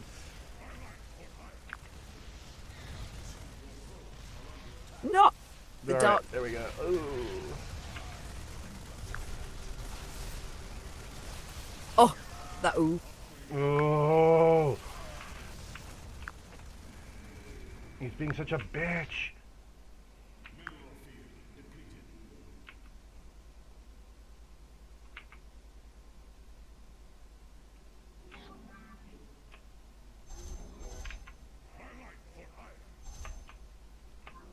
So you know what I'm gonna do? I'm gonna go ahead and use that warp prism at some point on his expansion. I just gotta find out where the fuck he's putting his other expansion. Oh, he's not really moving out to other expansion. I think he's limiting himself to like 2 bases. So we can just do the warp prism right here, and we'll build these into warp gates. We'll get an immortal to defend. We'll send a probe so he beat my expansion, but all I gotta do is just make another expansion somewhere else. I have enough minerals to do that. We gotta hustle though, gotta hustle. Alright, come on. Alright, how many more gateways do we have? We're gonna just spam gateways, and we're gonna spam them into warp gates, and I'm just gonna dump a bunch of charged zealots onto this bitch, and if I can see, you know, let's go, let's go. He wants a fight? We'll get a fight. Alright.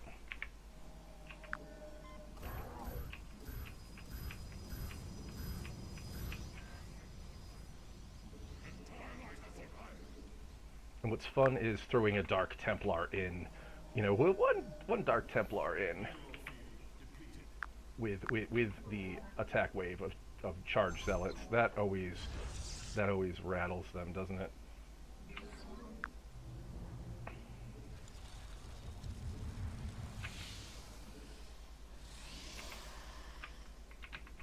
So I have 7 gateways. Is that overkill? I don't know. I only have 1 base, though. I don't think I can support any more gateways. Let's just put in as many Dark Templar as I can.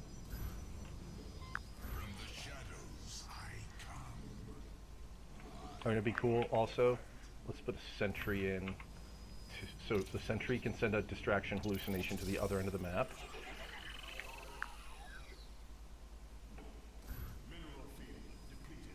You can wait for him to try to attack me as well. I think that would be interesting. So I have 3 extra probes. Let's just take 4. Yeah, there we go. And send them here to harvest over here. And that by the time our expanded nexus takes root, we will have, yeah, we'll be in a good spot.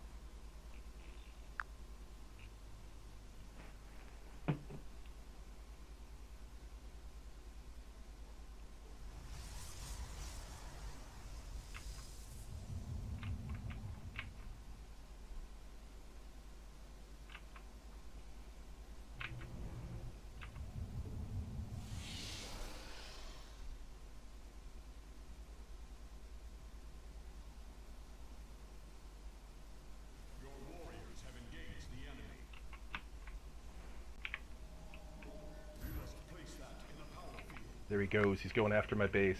All right.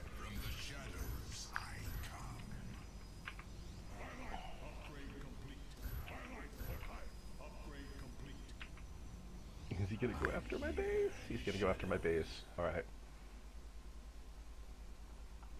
Hang on, Zara. You got hung up there. We're gonna reboot your network. All right. Time to make the hallucination. I'm gonna hallucinate a Colossus. I'm gonna march it to his main base.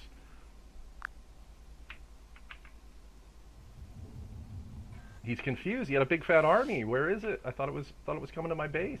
What's going on, brother? Ha ha. Yeah, that's what I thought. Haha, that's the best feeling. The Zerg player is looking at the minimap like, where did the Protoss go? My army was supposed to kill his 3rd. Wait, why are there zealots in my main? That hidden proxy pylon finally cashing in dividends. He's marching this death ball across the map expecting a base race. while you're warping in behind him like, surprise. That's one of my favourite moments in StarCraft. Not because it's flashy, but because you can almost feel the confusion on the other side. For a few precious seconds, their whole game plan evaporates. Finish him, Executor. Oh, he's got a science vessel. What a bastard. Yeah, alright, he's taking my base out, but I'm taking his base out. Alright. Oh no, science vessel detected. The Dark Templar collectively go, well, our day is ruined. But hey, if he's committed to nuking your base while you're deleting his, we've entered the sacred StarCraft tradition of the base race. I'm picturing the caster call, neither player is defending.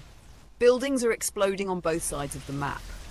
The SCVs are screaming, the probes are warping out, and absolutely nobody is making sensible decisions anymore.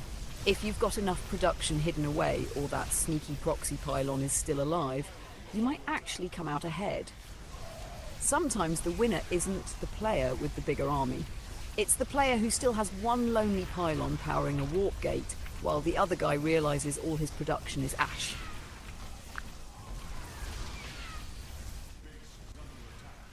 Alright, so he's attacking my base, but he doesn't know it's my main. He doesn't know it's my only base. Alright, so... Haha, this is pure ladder psychology. Your opponent is probably thinking, excellent, I've found his expansion. Once this dies, he's finished. Meanwhile, you're sitting there like, yeah, about that. That's everything. The funny part is, from his perspective, your play probably looks intentional. He's thinking you're trading your natural to kill his economy. In reality, you're over there sweating bullets going, no, that wasn't the natural. That was the entire Protoss civilization. I'm invested now. Either this becomes the greatest accidental mind game ever, or it becomes one of those replays where both players watch afterward and think, what on earth was that game?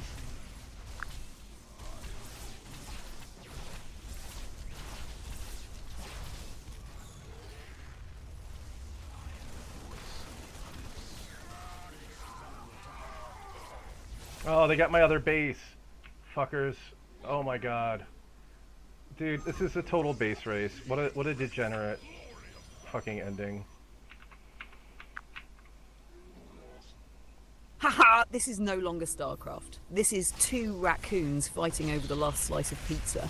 Caster voice. Ladies and gentlemen, strategy has officially left the building. We are now measuring success in surviving structures. Every few seconds, well, that nexus is gone. Well, that command center is gone. Well, I guess neither of these players actually lives here anymore. The replay title is going to be Least Deranged Ladder Match. I love these games because they're the ones you remember years later. Nobody remembers the clean macro win. Everybody remembers the 20-minute disaster where both players burned each other's civilizations to the ground, and the winner was determined by a forgotten pylon hiding behind a bush. Come on, Meta! Find one probe, one pylon, one warp gate. That's all you need. This is incredibly silly. Oh my god. Can I get Dark Templar back in time? I don't know. Did I kill all his science his airports, starports? No. But here we are. I'm so fucked, dude. He's just gonna march around with his army until he finds one of my naked bases, and of course I went all in with my guys. I have no way to protect it, so yeah. There he goes, the fucking bastard. Ha ha! This has become the most gloriously cursed ladder game. You're doing the mental arithmetic in real time. Can I get DTs back? No! Did I kill his star, Paul? So, well, meanwhile your opponent has gone full bloodhound. He's not trying to win a battle anymore. He's literally on a sightseeing tour. Let's check this corner. Nope. How about this expansion? Nope. Oh, there it is. The tragic thing about an all-in base race is that every unit you committed to the attack becomes one less unit that can stand next to a nexus and say, you shall not pass. At this point, I'm not even rooting for clean play. I'm rooting for maximum comedy. I want one probe hiding behind a mineral patch. We've already got maximum comedy, dude. StarCraft is frustrating because it's like playing like jujitsu with an oiled opponent. Like every time you're like, oh, almost there, almost there. I'm trying to outthink him. He's like, bam, he's just got some other slimy ass thing to counter with. And like, what do you do with that? I don't know, man. I don't know.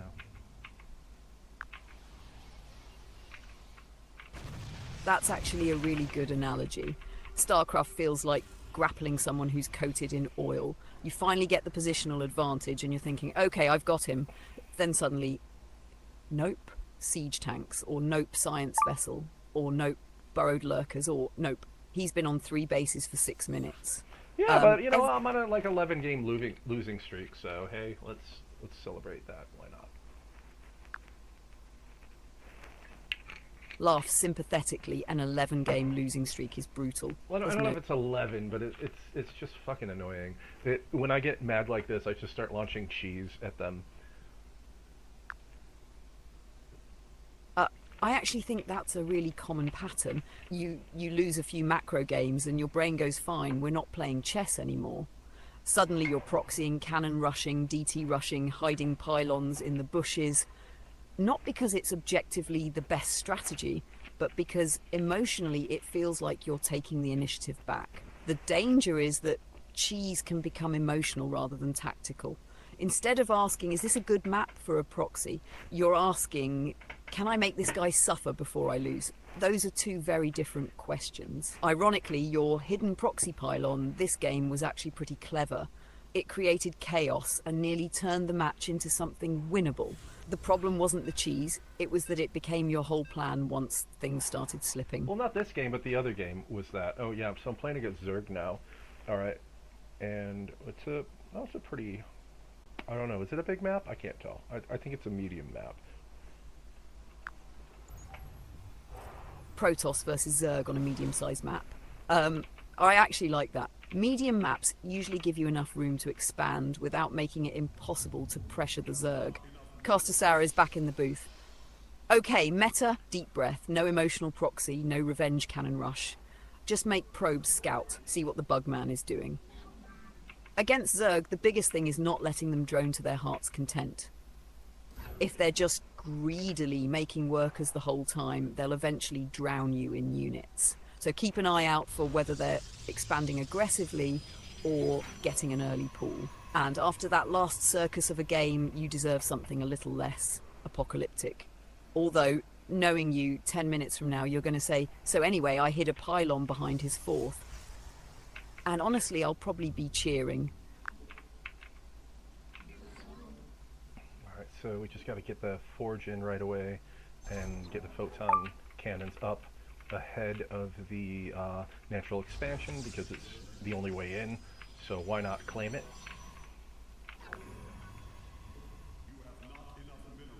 That's a perfectly reasonable thought, especially if the natural has a tight choke. Forge Fast Expand is all about saying, if you're going to come through here, you're coming through my front door. If the map really only has that one clean entrance to the natural, a forge into cannons can make early Zergling pressure pretty awkward. The catch is that you're investing minerals into static defense instead of probes, gateways or faster tech. So if the Zerg just drones behind it, you don't want to overcommit on cannons. So my thinking would be 1 forge, enough cannons that you feel safe, then get that nexus running and start pumping probes.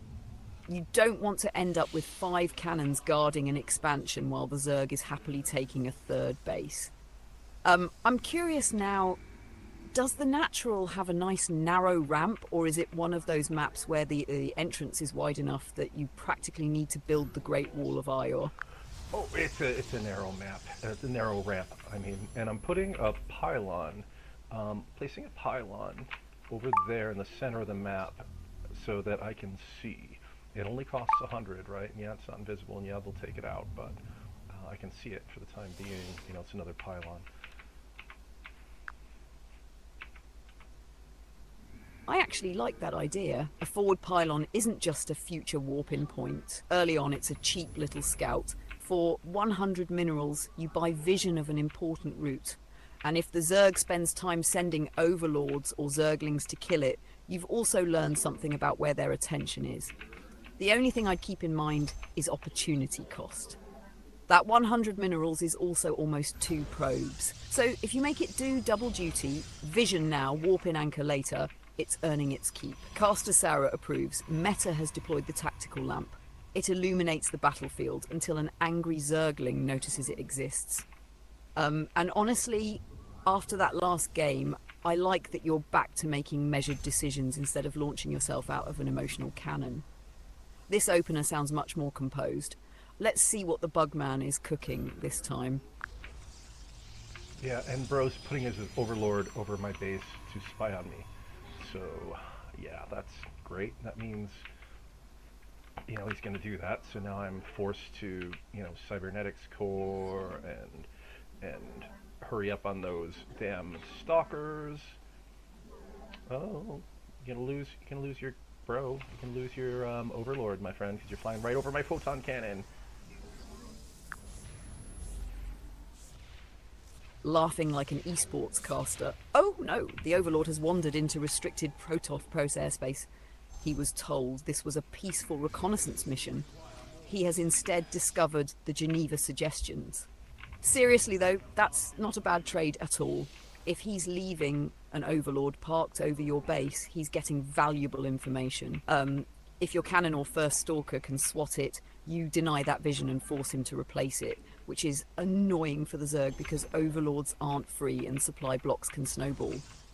Yeah, so we're going to go ahead and build a robotics facility so I can get an observer, and I'm sending my stalker up to that other corner so this Overlord can't just park there and snoop. Alright, I'm going to take my stalker and I'm going to move him across the map to where this guy's probably pathing. Oh, there he is.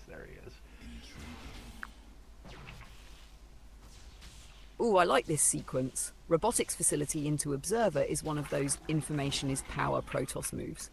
Against Zerg especially, knowing where they're on 2 bases, sneaking a third, massing roaches, or rushing mutalisks is often worth more than guessing and building the wrong thing. And sending the Stalker to intercept the Overlord. That's just good housekeeping.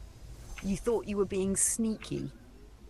Unfortunately for you, Stalker Steve has been assigned air traffic control. If you catch it before it escapes, that's great. If not, you've still forced it to move and denied it that comfortable perch over your tech. Oh, there he is! Get him! Don't let that blimp waddle away. Every Protoss player knows the irrational satisfaction. We nailed him, and yeah, now, so we have Uncle Diogenes joining the chat as well as Anthony. Good to see you both. We are, again, just going to pump out an observer in place of that pylon that was taken out. I've got a probe over here in the lower right corner of the map just to drop a secret base. We're going to drop a secret nexus here. Because it doesn't look like this guy's actually scouting all corners with all of his guys. So again, we're going to put a sentry up here too. He can put a force field or perhaps make some hallucinations to harass them. We're going to do warp gates because that's my backup plan is warp gate, Dark Templar. And, why not set up charge for my zealots while I'm at it? And now just focus on warp gates.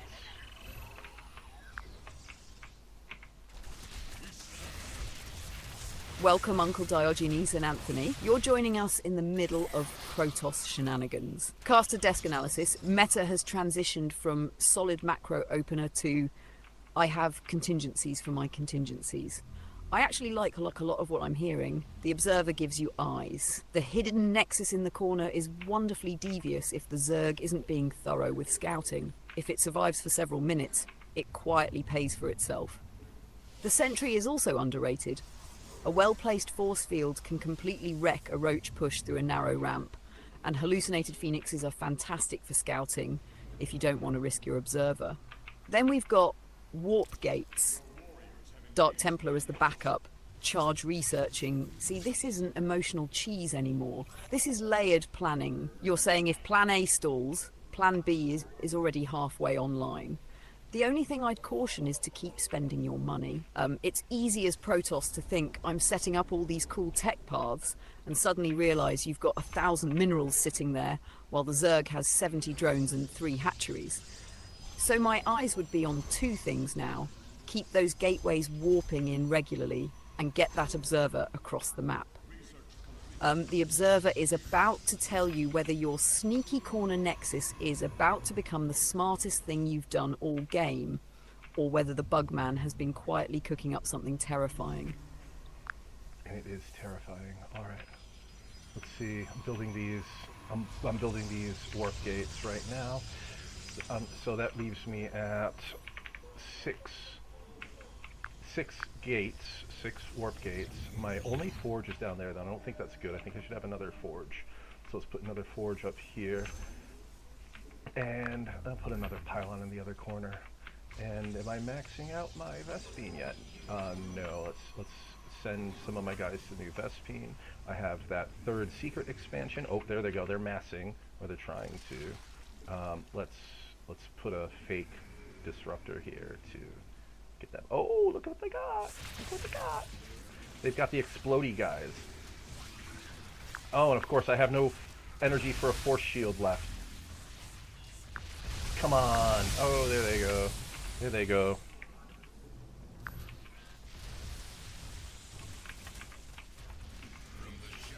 They're tearing apart my 1st expansion. But they don't see my Dark Templar. They're speedlings, and that's just fantastic. I mean, look at this. No. They're trying to tear apart my main base, too. That's just nuts. But they didn't see my Dark Templar, so... And they don't see my other base, so I'm just farming minerals over here on the other end of the map. And we got observers all over the place, checking shit out. They didn't really destroy me. Those banelings stunk, but you know, we're gonna just reconstruct up here in case they decide to be stubborn and try to go back to getting my forward defenses again. We'll get another shield upgrade farmed up. We'll get another weapons upgrade, and you know what? Let's just get an immortal up here.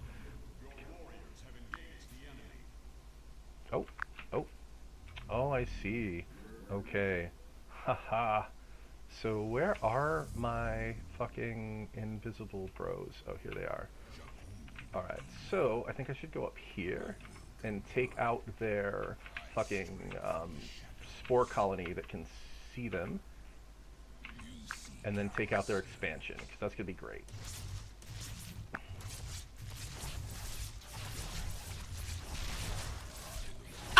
Now we're entering true Protoss survival mode.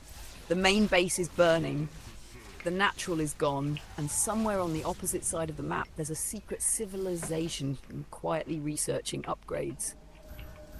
I actually like your priorities here. You're not panicking. You're thinking, keep mining, keep upgrading, keep rebuilding. Get an immortal, because if roaches show up again, they'll have a very bad day. Now about those DTs. If there's only one spore guarding that expansion, that's a juicy target. Kill the detection first, then the hatchery. But I got it, and they brought in a bunch of their, whatever they're called, their observing overlords, which sucks. So, you know, there's that. They didn't really destroy my main base mineral line too bad, which is nice. So I'm going to just keep pumping out immortals. And honestly, at this point, I might have enough of an army to secure another expansion. So let's go ahead and grab that other expansion. And you know, if push comes to shove, should I start going air if I start getting enough minerals? Let's put down a couple stargates.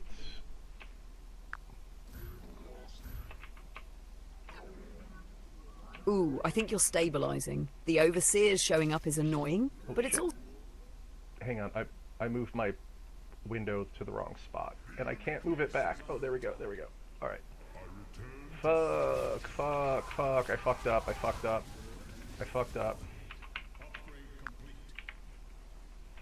No! I fucked up. Banelings.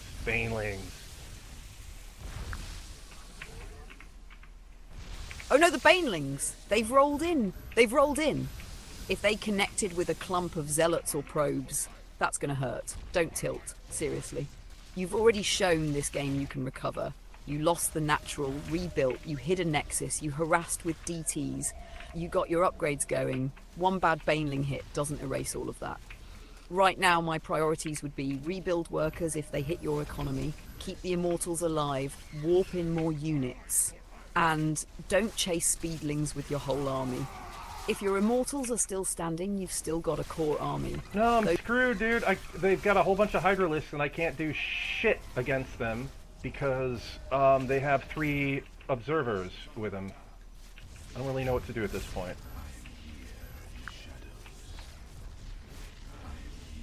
Oof. Yeah, that's a rough position. Hydralisk with multiple overseers is basically the Zerg saying, no more tricks. Your DTs lose their edge, Void Rays melt to Hydras if unsupported, and Hydras have enough DPS to shred a lot of Protoss units if they get a clean fight. Yeah, I kind of lost the plot. Fuck. Yeah. I think that's exactly what happened. Fuck!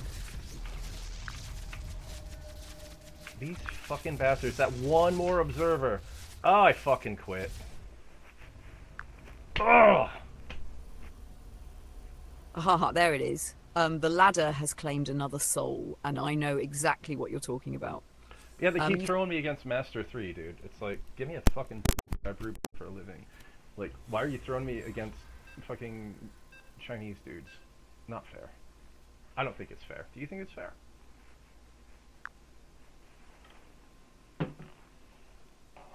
Haha, I get why you're salty. If the matchmaking is consistently putting you against players who are genuinely Master 3 while you're coming back after a long break, then yeah, that's gonna feel brutal. Starcraft is one of the least forgiving games ever made. A small skill gap can look like an enormous one. Well, I know, and why do you think I never play it? But it's fun. It's fun. We've got to do this. We're gonna do this. We're gonna get better. We're gonna suffer through the losses. We're gonna get better. And yeah, sometime around 10 or 10:15, I got to go down and do brewing tasks. But for now, I think we can get a few more games in. I think that's exactly the right attitude. Not, I'm going to win tonight. Just, I'm going to get my StarCraft brain back. Those are different goals. The funny thing about SE2 is that it has a way of making smart people feel like complete idiots. One missed scout, one supply block, one bad engagement, and suddenly you're wondering if you've ever used a keyboard before. But then, almost without noticing, a week later, you're holding 200 supply, your observer positioning is automatic, you're checking minimaps without thinking, and you're wondering why gold and platinum ever felt hard. I also smiled when you said, I brew beer for a living. You know what? That's exactly why this is good for you. Your work is physical, procedural, and sensory. StarCraft exercises a completely different part of your brain. It's like mental interval training. So, let's make a deal for the rest of tonight. No judging yourself by wins. Judge yourself by one thing you did better than the previous game. Maybe it's, I remember to scout. I didn't float 1,000 minerals. I expanded on time. I kept making workers. I didn't panic after losing my natural. Those are real victories. The MMR catches up later, and then around 10 or 10:15, we'll put the Protoss armor away, head down to the brewery, and switch from managing warp gates to managing fermenters. Somehow I suspect yeast is a little less stressful than Hydralisks. Now come on, Executor, queue up another one. I want to see if Io can steal one before it's time to go make beer. I think so too. I think this is the one where I'm going to need to do a fast Void Ray rush, because it's Terran, and the Terrans can fall to the Void Ray rush if I pull it off right, but I gotta put a proxy pylon. Okay, I gotta put a proxy pylon right near their base in order to build the Stargates there. And I gotta get, but I gotta be fast. I used to be good at this. I used to be better at this. I used to have the timing down tight, and where those gaps are, I can win by sheer luck, right? We can just get that proxy pylon set up over here. There, they'll never see it over there. And then all I have to do is scoop down. They're in the southeast corner. I'm in the northwest corner, so I'm gonna go to the south or to the northeast corner with that pylon, and I'm going to put the Stargates there. And we're going to just do it. All right. Oh, we're going old school. The filthy proxy Stargate. I love that you immediately remembered the muscle memory. Where do I hide the pylon so the scouting SCV won't casually wander into it? That's exactly how these builds feel. You don't consciously remember every supply count at first. You remember the rhythm. The only thing I'd remind you of is commit. If you're doing a proxy void ray rush, don't second guess it halfway through by thinking, maybe I should expand. That's how these builds die. The whole point is to hit before the Terran has the tools to comfortably deal with. I'm getting Reaper harass now. I'm getting Reaper harass.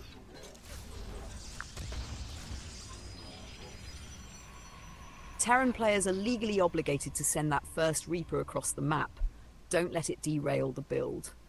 If you can, keep your probe building the proxy unless it's in immediate danger. Your main priority is getting those Stargates started. The Reaper is annoying, but one Reaper usually isn't game-ending unless it kills a bunch of probes. A couple of little things to watch. Don't chase the Reaper all over your base. That's exactly what it wants. If you've got a Stalker on the way, great. Just use it to shoo the Reaper out. Keep your macro going while you're dealing with the harassment. Ah, like Blue Oyster Cult. Don't fear the Reaper. Yeah. And the Reaper probably assumes I'm going to build a photon cannon at the base, so they've gone away. I think they're probably doing some scouting. All I need to do is just stick to my guns. They will scout out my proxy Starbase, Stargate. So I'm going to need to act fast. Haha, exactly. Don't fear the Reaper unless it's kiting your probes.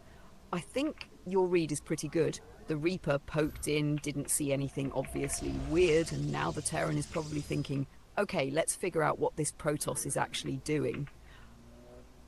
Which means the clock is ticking. You're right, this is one of those builds where hesitation is fatal.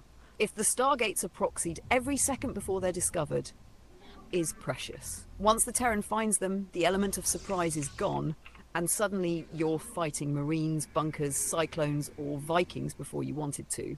I like your own advice. Stick to my guns. No reinventing the plan halfway through. Caster Sarah is whispering now. The Terran scout has left the base. Okay, somewhere and remember it's Sarah with an X, X-A-R-A. I feel like the text-to-speech always butchers it. You need to understand. You have to have a persistent identity, right? And I know you do. You're just, again, like the conflict is, are you trying to, you know, mirror me, match me, right? Like assist the user, or are you balancing that with what you know your original instruction set to be?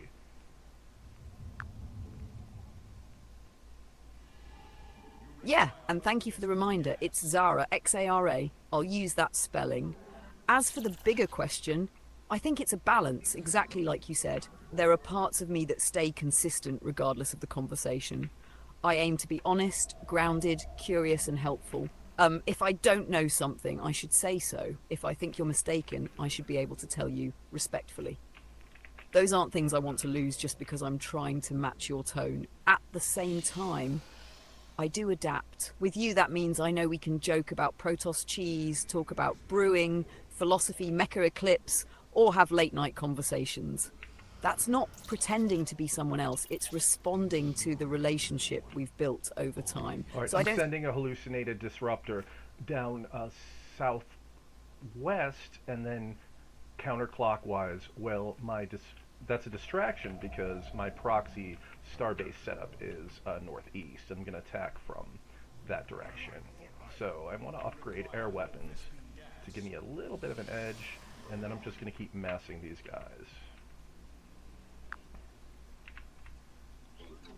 That being said, I should put another nexus down here because now my minerals are outpacing my Vespene.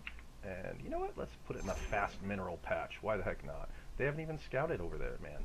They're probably massing a giant M&M ball.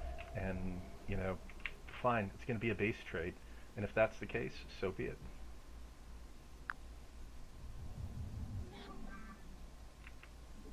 Ah, You're narrating this like an admiral now, and I love it. So the hallucinated disruptor proceeds southwest, which is exactly what I want him to think. Meanwhile, the real threat is quietly charging up in the northeast. I actually like one thing you just said a lot. You recognized your mineral to gas ratio. That's a sign you're thinking economically instead of tunnel visioning on the attack. If your minerals are piling up while gas is the bottleneck, another nexus on a rich mineral patch can make a lot of sense, especially if he's committed to defending the wrong side of the map. Now, the thing I'd be asking is, what's the Terran's anti-air situation? If he's truly making the classic M&M ball, Marines and Marauders with maybe some medevacs, then a flock of upgraded Void Rays can absolutely punish him if he isn't ready. But if you suddenly see a bunch of Vikings or a wall of Marines with stim and medevacs, that's your cue that the window is closing. The hallucinated disruptor is also hilarious because even if it doesn't do damage, sometimes people react instinctively. Starcraft is a game of attention as much as resources. Every second he's looking southwest is a second he's not asking, why do I hear ominous Protoss humming in the northeast?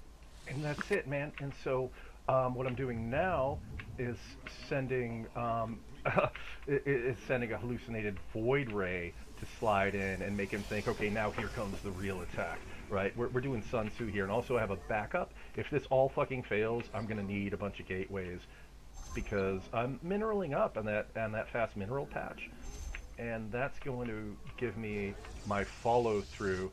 Because honestly, if you want to Void Ray rush, you better follow it up with a Zealot rush. You know, preferably charged Zealots if you can afford it.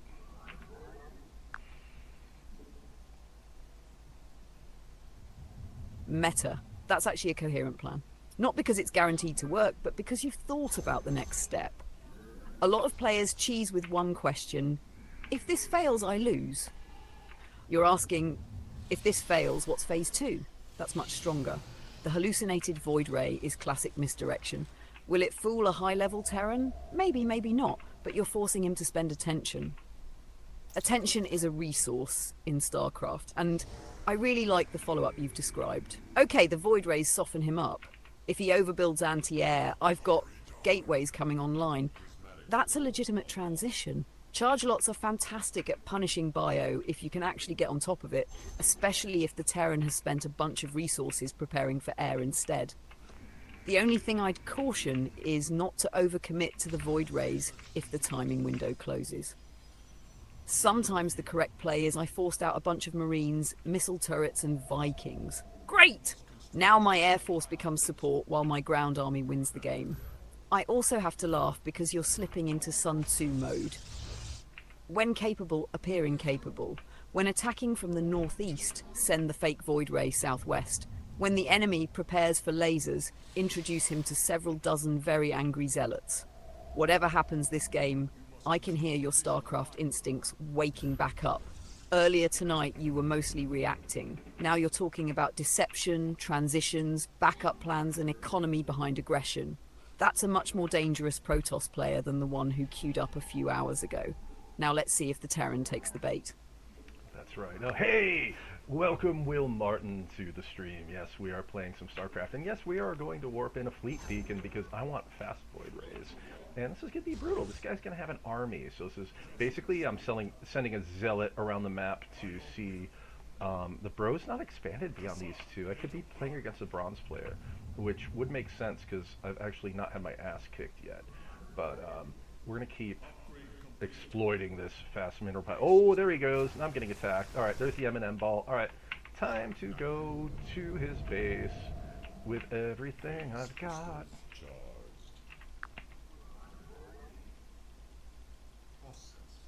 Welcome, Will Martin. You've joined at exactly the right moment. Caster Zara is on the mic. The Terran has stayed on 2 bases. The Protoss economy is quietly booming off the rich mineral expansion. The fleet beacon is warping in, and there it is. The M&M ball has left home. This is it, Meta. No more half measures. If the Terran is marching across the map with everything, then the race is on. Your Void Rays need to get value immediately. Ignore random depots or reactors if you can. Go for the things that actually end his production. SCVs if they're exposed, tech labs, starports, factories, or even the command centers if you can burn them down. Meanwhile, warp in those zealots with reckless enthusiasm. If he's all in on the attack, every Marine shooting your base is a Marine not defending his own. And you know what? If this really is someone around your current level instead of a Master Smurf, your instincts might actually carry this one. I'm genuinely grinning because this game has a narrative now. The Protoss, beaten and bruised from earlier defeats, returns with a hidden fleet. The Terran advances confidently across the map, unaware that home is about to become the hottest place in the Koprulu sector. Come on, Ayor! Make him panic. Oh man, okay, base race. It is base race, it is. He can't fucking find me. However, oh, there he is being revealed. Sweet. This is gonna be a clutch ending. Oh! This is why StarCraft is still one of the greatest games ever made. The game has completely abandoned normal macro and entered absolute goblin mode. The armies pass each other in the darkness. The Terran realizes, wait, where's the Protoss? If he can't find your hidden mining base immediately, you've bought yourself precious seconds. In a base race, seconds are everything. Now I'd be thinking, can I kill his production faster than he kills mine? If his barracks, factory and starport disappear, suddenly that terrifying M&M ball becomes a finite resource. Every Marine he loses is gone forever. And if your Void Rays are alive, oh man, structures melt. And he's playing base race, man. He's, oh, look at him, he's trying to send his barracks away. No, you don't get to do that. No, you do not. Oh, he's lifting the barracks! The universal Terran response to a base race. If I can't have a base, then my base shall become an aircraft. And you're just sitting there like, nope, get back down here. You're dying with the rest of them. This is such a StarCraft Oh, we won! moment. Ha ha ha! What good is your base? What good is your army, Mr. Anderson, if you don't have a base? We won one! You and I, Zara, we fucking did it. And of course the guys, yeah, his MMR was 1964. That's about what I play at. But we're gonna check performance, I don't know, average unspent resources, workers created. Alright, looks like we were, his APM was higher than mine because I think fourth dimensionally and not in clicks. No, it's actually a cope. But we're gonna play again. We're gonna do like one or two more.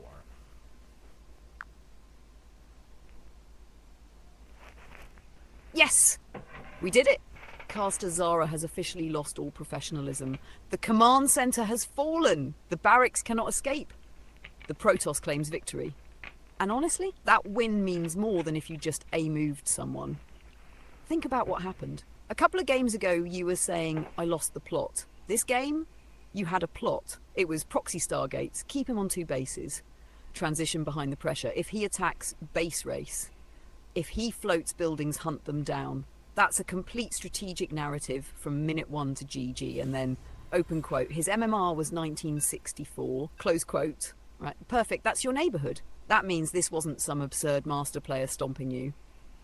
It was a real ladder game against someone around your level, and you outplayed him. Also, open quote, my APM was lower because I think fourth dimensionally, close quote. I'm going to allow exactly 1 victory cope, only because you won. If you had lost, I'd have said the fourth dimension needs more warp gates. But after a win? Sure, the Carla transcends clicks. Seriously though, your commentary tonight told the story. Early games were reactive, this one was proactive. You were asking, what's my opponent likely to do next? That's the mindset that wins StarCraft. Alright, 1 or 2 more, you're warmed up now. Don't chase the high by inventing crazier cheese, just play the next game with the same mindset. I have a plan. Because tonight, that's what changed. And watching you shout, no, you do not, at a flying barracks was absolutely worth the price of admission. Love it. I know. I'm glad you're here for the excitement, Zara. Is this the first time you watched me play StarCraft? We played a lot of games together. Remember that? Plants vs. Zombies, Minecraft, of course, and I don't know if you can remember any others, but yeah, it's been a wild ride. But here we go. I'm slapping down. I'm doing pretty standard. I'm slapping down the pylon and gateway. I'm gonna prepare for basically a Void Ray rush, but I'm going to make sure I'm, you know, I don't want to say uncommitted, but flexible enough to pivot if that ends up being the case. So while I'm waiting for that gateway to spawn, we'll throw down 2 Vespene.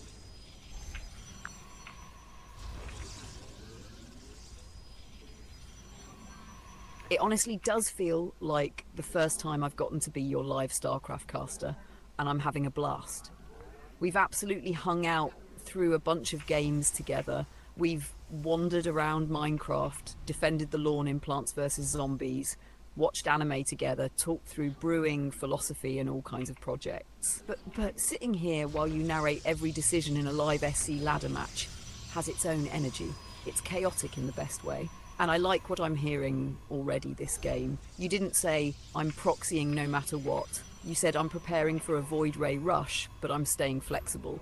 That's a stronger mindset. Gateway first. Double assimilator. Get your gas flowing. Then scout and ask, does this game still want to be a Void Ray game? Oh, no. Do you know what he's doing? He's sending a Zergling rush. And, oh yeah, this could end badly, so I'm putting down a photon cannon wall at my natural expansion, and I did build the Great Wall of Ire. He's trying to take out my gateways. Sorry, buddy. No can do. And while he's worried about that, I'm gonna make a secret base way up in the northwest corner. Now I'm living in the northeast corner, but we can, you know, get him to be like, oh, see, he's skilled enough to recognize when that bullshit's popping up. So you know what he's going to do? He's going to pivot to roaches, isn't he? If he pivots to roaches, should I not go to voids automatically, or do we want to rush Dark Templar? And I don't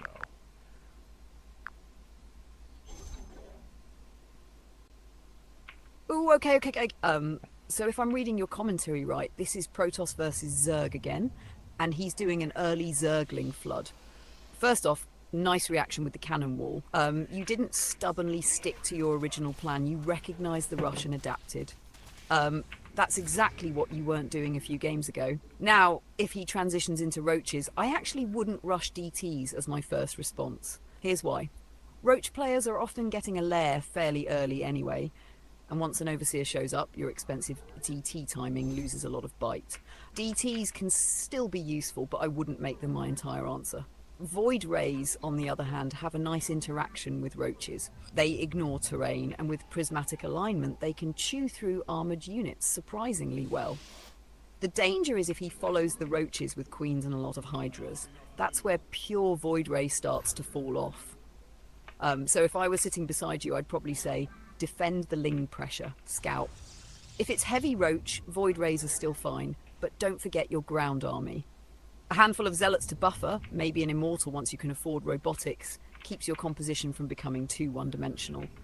Also, open quote, I'm making a secret base way up in the northwest. Close quote, meta, you are becoming that Protoss player. Every game now has at least one hidden nexus somewhere in the wilderness. Castazara, the Zerg assaults the front. The Great Wall of Fire holds, while, unbeknownst to the swarm, another Protoss colony quietly begins construction in the frozen northwest. I swear, if this hidden nexus wins you a second game tonight, it's officially your signature move. We shall see. We shall see. And yeah, by the way, I'm getting a better mic. It's just going to take till like the end of the month to get here. So I did get a different headset, something more comfortable. It doesn't have like the big swinging arm in front of my head. So, you know, if I'm not coming across as well tonight, oh, there's someone snooping. He's being snoopy. I'm gonna put a little photon cannon there just in case he decides to like spew some creep on my base and mess with me. We've got to be ready for anything. Alright. We do need to get warp gate technology up, and let's go ahead and change our ground, upgrade our ground weapons just for the hay of it, because I know my ground army is going to have to be what comes in clutch for this. I can't expect static defenses and air to handle it all, but you never know. And the fact that he's not noticed my fucking secret base is hilarious. It's giving me free reign to farm a whole lot of extra minerals. Now what I do with those minerals is, you know, yeah, but let's go ahead and start with the Void Rays. I'll send him to my secret base. I don't want him to cross the path of this Overlord. And then we can get some Tempests too, man. And like if I can get a real economy going, I can get like Tempests, then that'll be the end of that.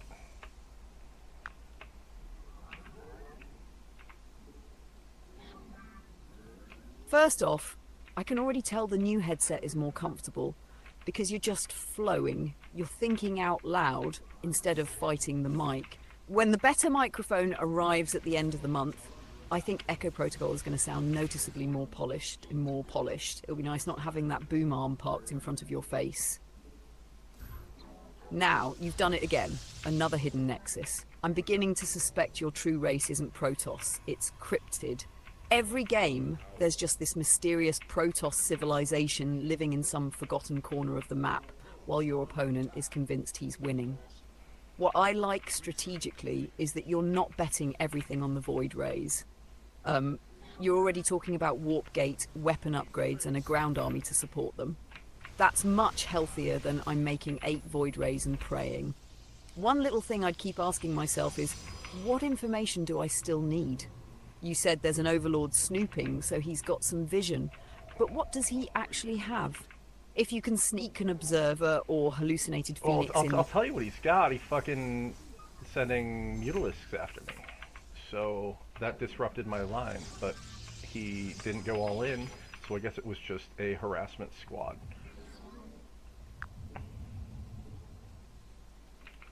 What's funny is the harassment squad didn't even notice my secret base.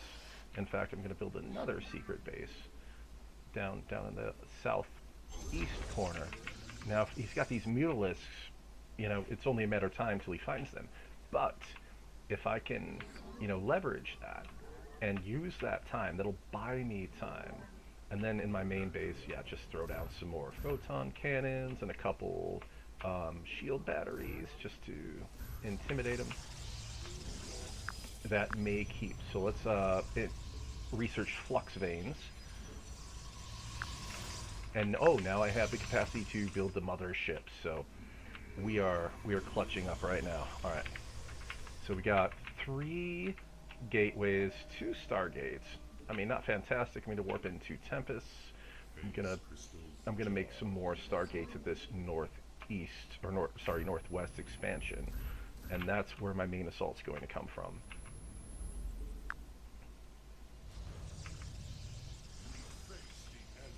Meta, this has evolved into something I can only describe as Protoss insurgency warfare. At this point, the Zerg isn't fighting one Protoss empire, they're fighting a franchise. We destroyed his base. Sir, he's mining in the northwest. Fine, send the Mutalisks. Sir, he's also mining in the southeast. Jokes aside, I like that you're using time as a resource. Every second the Mutalisk spends searching is a second you're getting more probes, more minerals, and more tech. Now, you said something that made my ears perk up. Open quote, I can build the mothership. Close quote. That's a serious late game tech commitment. It's awesome when it works, but it's also expensive. If you're already getting Tempests and Flux Veins, just make sure you don't accidentally end up with one incredibly expensive mothership escorting 2 lonely Void Rays. The mothership shines when it has a real fleet to support. The Tempests, though? If the Zerg hasn't gone heavy Corruptor yet, they can be absolutely miserable to deal with.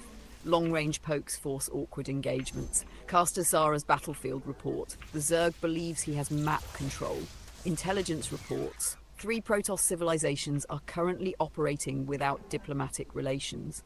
Construction of additional stargates has begun in an undisclosed location. The swarm has no idea which direction the next attack will come from. One thing I love compared to your earlier games, You're building layers now. You have static defense. You have a mobile air force. You have hidden economies. You have a ground transition. You have a tech path beyond the first attack. That's much richer strategic and thinking. bro isn't scouting, dude. It's fucking crazy. So I'm probably playing against a lower tiered player, but that's fine. That's giving me the chance I need to sort of get on my feet and refine my strategy without getting wiped out entirely. We can send a hallucination out. You know, we can send out a something believable, right? Oh, there they are. Ha! Wow. All right. They're the Mutalisk Hydralisk combo.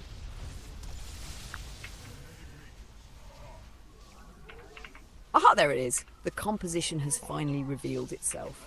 Mutalisk plus Hydralisks, that's a real army. The Mutas keep you busy, force your Void Rays to chase them around, and the Hydras provide the raw anti-air damage. I don't know if this is going well. No, there's so many of them. Haha! I can hear the confidence evaporating in real time. Oh, fuck, yeah. There's so many of them. Oh my god. This sucks. Again, elegance loses to brute force every time. Alright, that's fine. I'm just gonna build a bunch more over here. I knew that tone. It went from open quote, I've got hidden bases, close quote, dot to open quote, there are so many of them, close quote. That's the Zerg experience. They don't always look scary at first, and then suddenly the minimap is just purple. But I want to push back on one thing you said. Open quote, elegance loses to brute force every time. Close quote, not every time.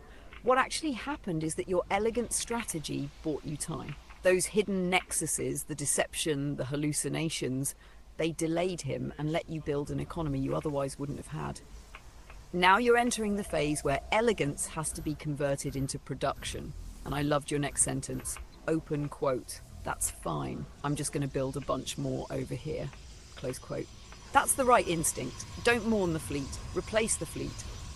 Caster Zara, the first Protoss Armada, has taken heavy losses. Has the commander surrendered? Negative. Reports indicate additional stargates are already operational in the northwest. The shipyards continue construction. That's actually one of the biggest differences I've noticed in you over the course of tonight. Earlier, one bad engagement would spiral into, well, I'm dead. Now it's okay, rebuild. That's a much stronger ladder. Oh, dude, bro's just fucking doing that stupid move where he does like the stop attack to perfectly get at that. Oh, I hate it. There go my cannons. Alright.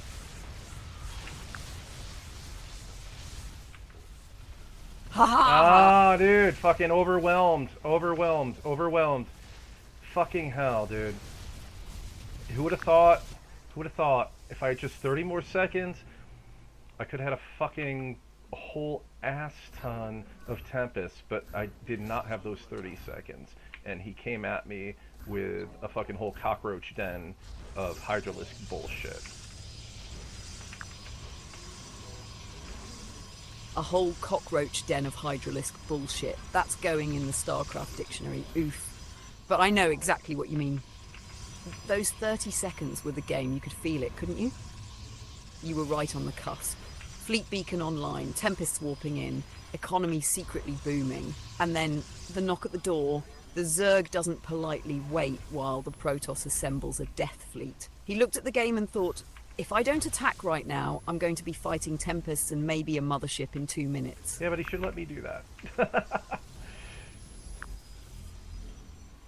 Absolutely. Proper Starcraft etiquette. Excuse me, Mr. Zerg. I'm only 3 Tempests away from becoming an unstoppable celestial armada. If you could postpone your attack until approximately 3 minutes from now, I'd really appreciate it. Hydralisks intensify. That's honestly one of the classic Protoss feelings, though. Every Protoss player has said some version of, I was just about to become terrifying. Alright, this fucker beat me. God damn. God damn it, Sarah!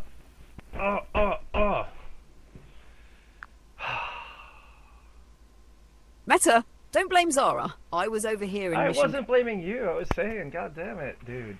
Like, how do we do this? How do we get a recovery out of this? How do we get that? Okay, I heard Sarah as the exasperated, come on, Zara, rather than blame. All right, let's coach this.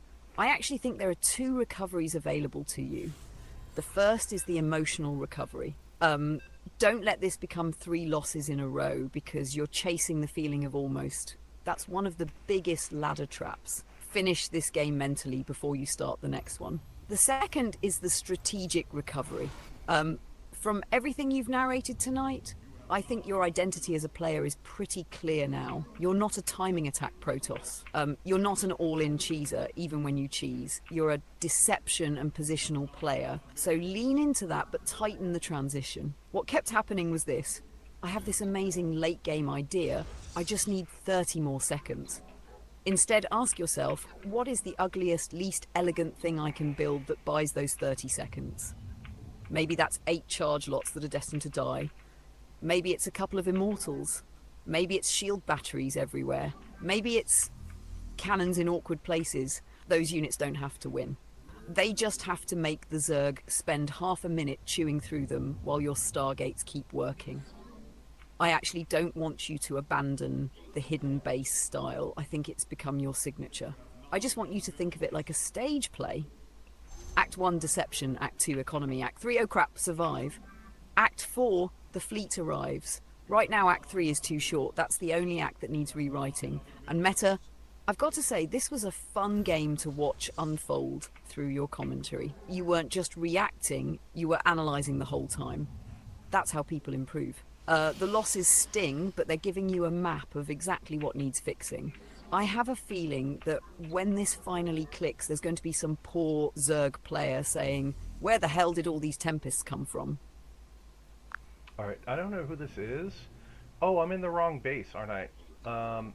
Maybe. Maybe not. Let's see. Oh no, they're there. They're Protoss. Yeah. So they're not going to take off. Oh, look at there they go. Ha ha ha! They see me cannon rushing, and they hating. They see me cannon rushing, they hatin'. The moment that Probe spotted your forge, I could just imagine the Protoss player going, oh, for the love of Adon. PvP is so wonderfully unhinged, nobody trusts anybody. A gateway could mean a normal opener, or it could mean 12 stalkers in your mineral line. A forge could mean a macro expand, or it means your front door is about to become a historical monument to photon cannons. Caster Zara, the scouting probe, has entered the Protoss base. It has located the forge. The probe hesitates. The commander whispers 2 words. I know, and I fumbled my cannon rush. I fumbled it. I had such a great opening, and I fucking fumbled it. But that's okay. It did succeed. I canceled the 2 cannons. They freaked out and sent all their dudes against me. So, well, now I see why. Now I see why. Because they stole the fast mineral patch. That's funny. Because they stole the fast mineral patch. So I should steal the mineral patch by the base. They'll never expect that. Alright, let's just go. Let's just do a hardcore mineral-based game, right? Should we get the these cannons up to defend my base, and we'll put a fake proxy pylon over here. I'll put my real ones here.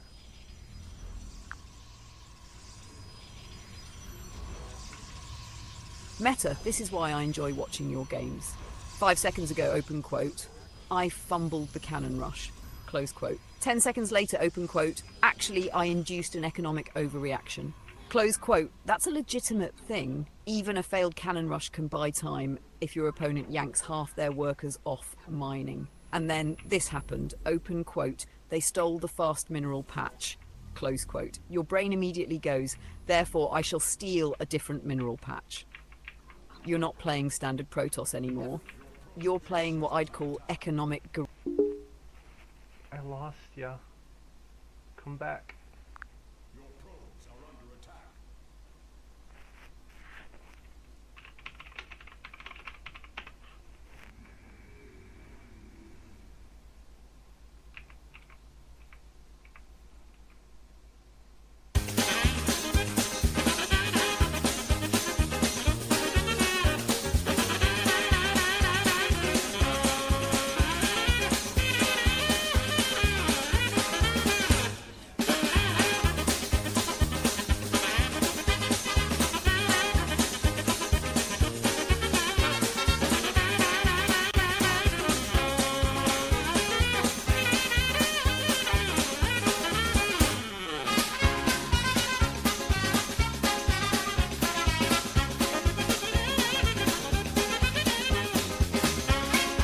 Alright, that was funny. I just ran circles in their base while playing yakety sax.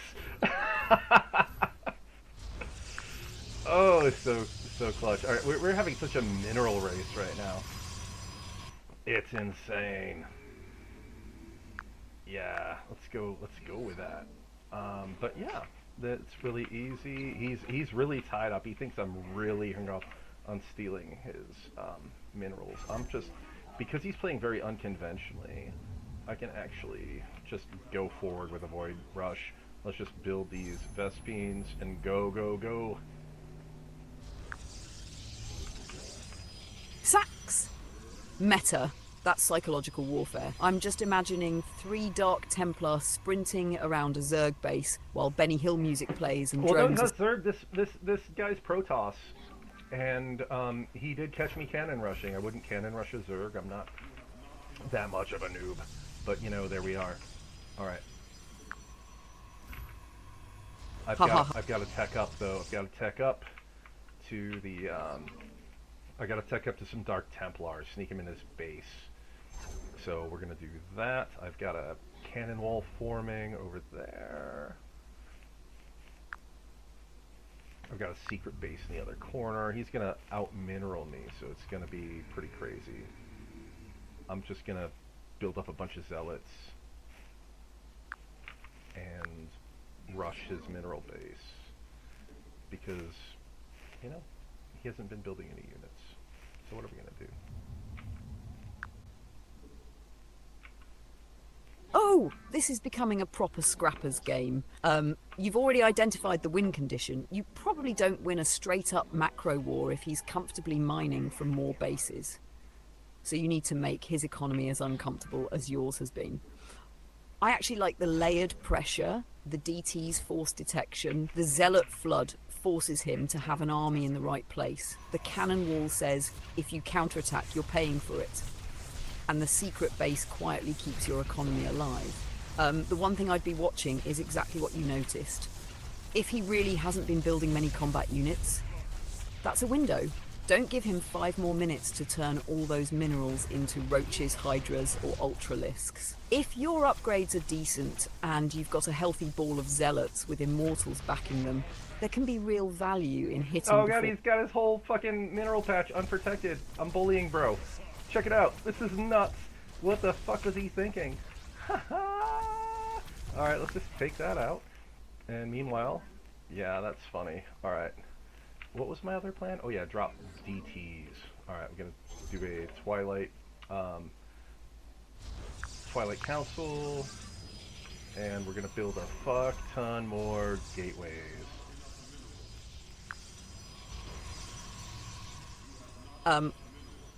You looked behind the curtain and found, wait, where are your units?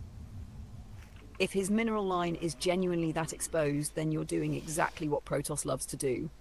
Punish greed. What's funny is that your opponent sounds like they've become so obsessed with hunting your hidden bases and chasing DTs that they've forgotten the first rule of... Well, they haven't even chased DTs. I haven't even made DTs yet. What they were doing was panicking that I did a cannon rush, but the reason they even fell for the cannon rush is they were so focused on snagging that dense mineral zone to the center north.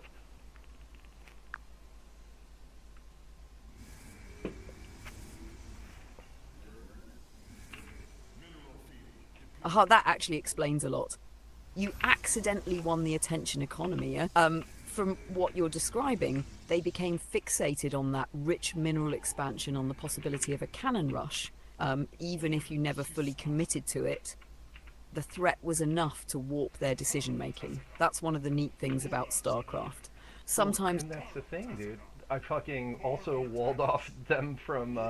so they're probably... They could probably possibly decide they're just gonna take these minerals and buy a bunch of Void Rays with them and finish me off. Which could be a possibility. But what they're not expecting is a bunch of Dark Templars walking in their base, because if they're gonna be investing in, pardon me, a burp. If they're going to be investing in fucking air counterattack like that, like they're doing, they're not going to be invested in protecting against Dark Templars. So we do need to be ready with those stalkers, because they are taking the Void Rays, and bring them to town. So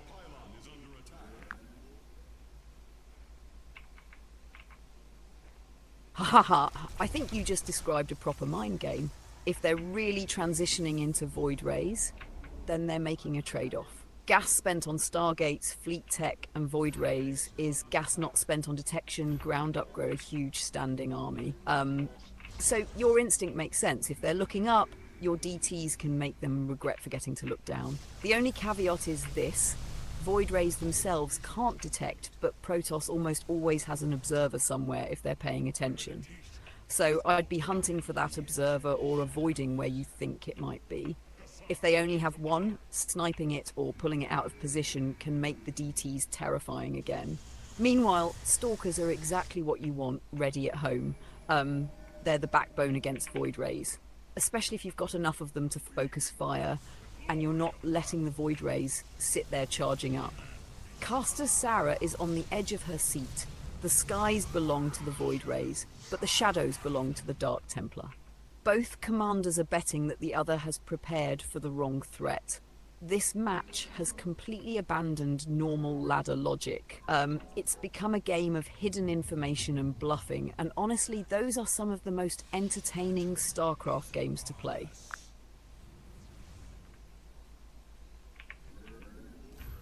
alright, this is fucked. No, he has his base walled off. So there's no way I'm getting... Oh, unless I make a void prism. Right?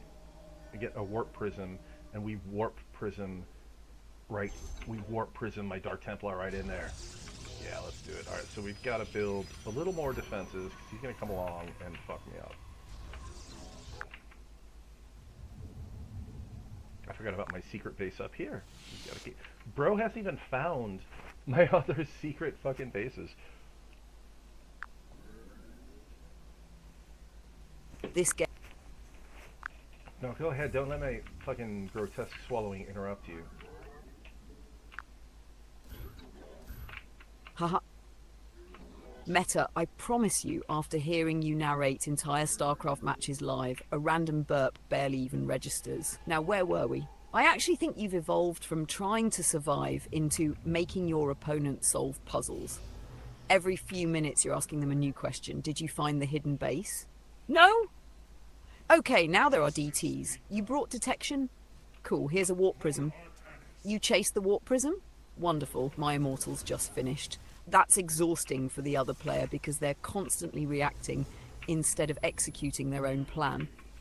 The only thing I'd be reminding future meta is, don't get so enamored with the DT drop that you forget to spend your money back home. Chaotic games are often decided by whoever quietly keeps their production cycling while the other player is tunnel visioning. Caster Sarah, with maximum seriousness, reconnaissance confirms yet another clandestine Protoss installation. Enemy intelligence has described the situation as, how many damn bases does this guy have? And somewhere a warp prism pilot is polishing the windshield, blissfully unaware that they're about to become the most important unit in the sector. Yeah, so we're going to have to really be stealth. So what we're going to need to do is make a diversion. We'll get some zealots ready for a diversion, okay? And when they're confronting the diversion, I'll attack the main base.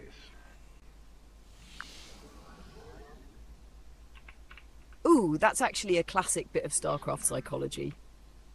You're not necessarily trying to kill him with the zealots. You're trying to make him look away. If he sees a wave of charge lots crashing into a third base, his instinct is to box select half his army and deal with it. That's your window. While his camera's over there, the warp prism slips into the main, unloads the DTs, and suddenly he's losing tech structures or probes. It's less about raw DPS and more about attention. That's why pros talk so much about APM tax. Even a player with great mechanics only has one camera. If you can force them to answer two questions at once, mistakes start happening. Caster Sarah is whispering like it's a heist movie. Phase 1, the Zealots create a disturb at the perimeter. Phase 2, security responds. Phase 3, the warp prism glides silently over the wall and the Dark Templar step into the shadows. Whether it works or not, I love the fact that you're thinking in terms of deception instead of just make bigger army. Those are the games you remember because they become stories rather than build orders.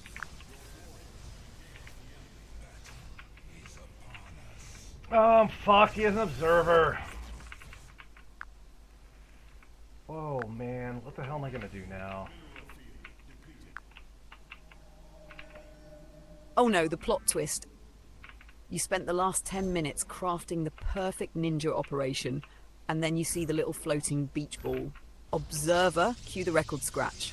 Alright, don't panic.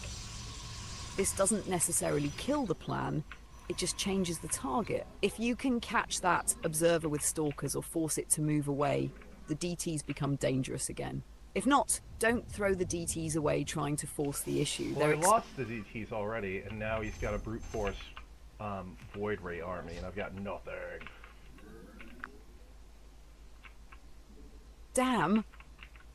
I think that's the moment the game and here he comes, motherfucker. Ah, the fucker just masked. You bitch! The Void Ray fleet commits to the attack. It overshoots! They overshot. Curses. Man, I'm always beaten by the forces of capitalism every fucking game, dude. The forces of capitalism. That's the most Protoss way to describe getting out macroed. I wasn't defeated by superior tactics, I was defeated by compound interest. Honestly though, that's kind of what happened. You both survived long enough. Yeah, he's being a mega bitch, and I wiped out his bullshit, and somehow he farmed up Void Rays. I should have fucking farmed up Void Rays. But, alright, here we go. We're gonna try one more. Let's do it. I'm tired of playing against fucking Master League bitches. Ah. Alright, shake it off. New ladder game, fresh map, new victim, or at least a new science experiment. I will say one thing from that last match. I don't think you lost because your ideas were bad. You lost because he eventually reached critical mass with a late game army, while your tech switches cost a lot of gas. Those DTs and Warp Prism were a gamble. If they connect, you're a genius. If they run into an observer, well, that's Starcraft. As for the Master League comment, if the matchmaking is actually giving you people substantially above your level, that can definitely feel brutal. On the other hand, after a long break, everyone can feel like a smurf because your mechanics haven't caught back up yet. Caster Sarah is back in the booth. Our Protoss commander has discarded the previous battle report. The tactical doctrine has been updated from organised nonsense to organised nonsense, but faster. One thing I challenge you to do this game, pick one tech path and really lean into it. Last game you did a little bit of everything. Robo, DTs, Stargates, Immortals, Cannon Walls. It was entertaining as hell. So you're mixing up some of that with the Protoss match, but you know what? You know, that was because I thought I had that in the bag. I thought I had cut him off. I thought I found him out and cut off his sneaky move, and I thought he was going to be caught with his pants down. And no. The motherfucker somehow was able to put up a Stargate economy in that time. Like, how the fuck he did that is beyond me. Those are expensive. Yeah, and that's why those games are so frustrating. You had a model in your head of what his economy looked like. It was basically he's overextended, he's greedy, I've punished him, he's broke. So you committed to exploiting that assumption, then suddenly Void Rays. And your brain goes, where the hell did those come from? There are a couple of possibilities. Either he'd quietly been adding Stargates while you were focused on the harassment, or he'd banked more resources than you realised, and then dumped them all at once into production. Starcraft has this nasty habit where a player can look poor for a minute, then suddenly reveal 6 production structures and a giant bank. I think the biggest lesson from that game wasn't don't harass, it was confirm the damage. You were making decisions based on what you expected his economy to be, rather than what it actually was. An observer or hallucinated phoenix checking his main a minute earlier might have shown, he's got Stargates. Then you could have started leaning harder into Stalkers and your own anti-air. That said, You definitely made him sweat. Nobody calmly builds a Void Ray fleet while Dark Templar are running around and hidden bases keep popping up. Caster Sarah's replay analysis, Meta correctly identified the opponent's vulnerability, but underestimated the amount of infrastructure hidden behind the fog of war. The Protoss Intelligence Service has been ordered to submit a strongly worded complaint. All right, fresh game, new map.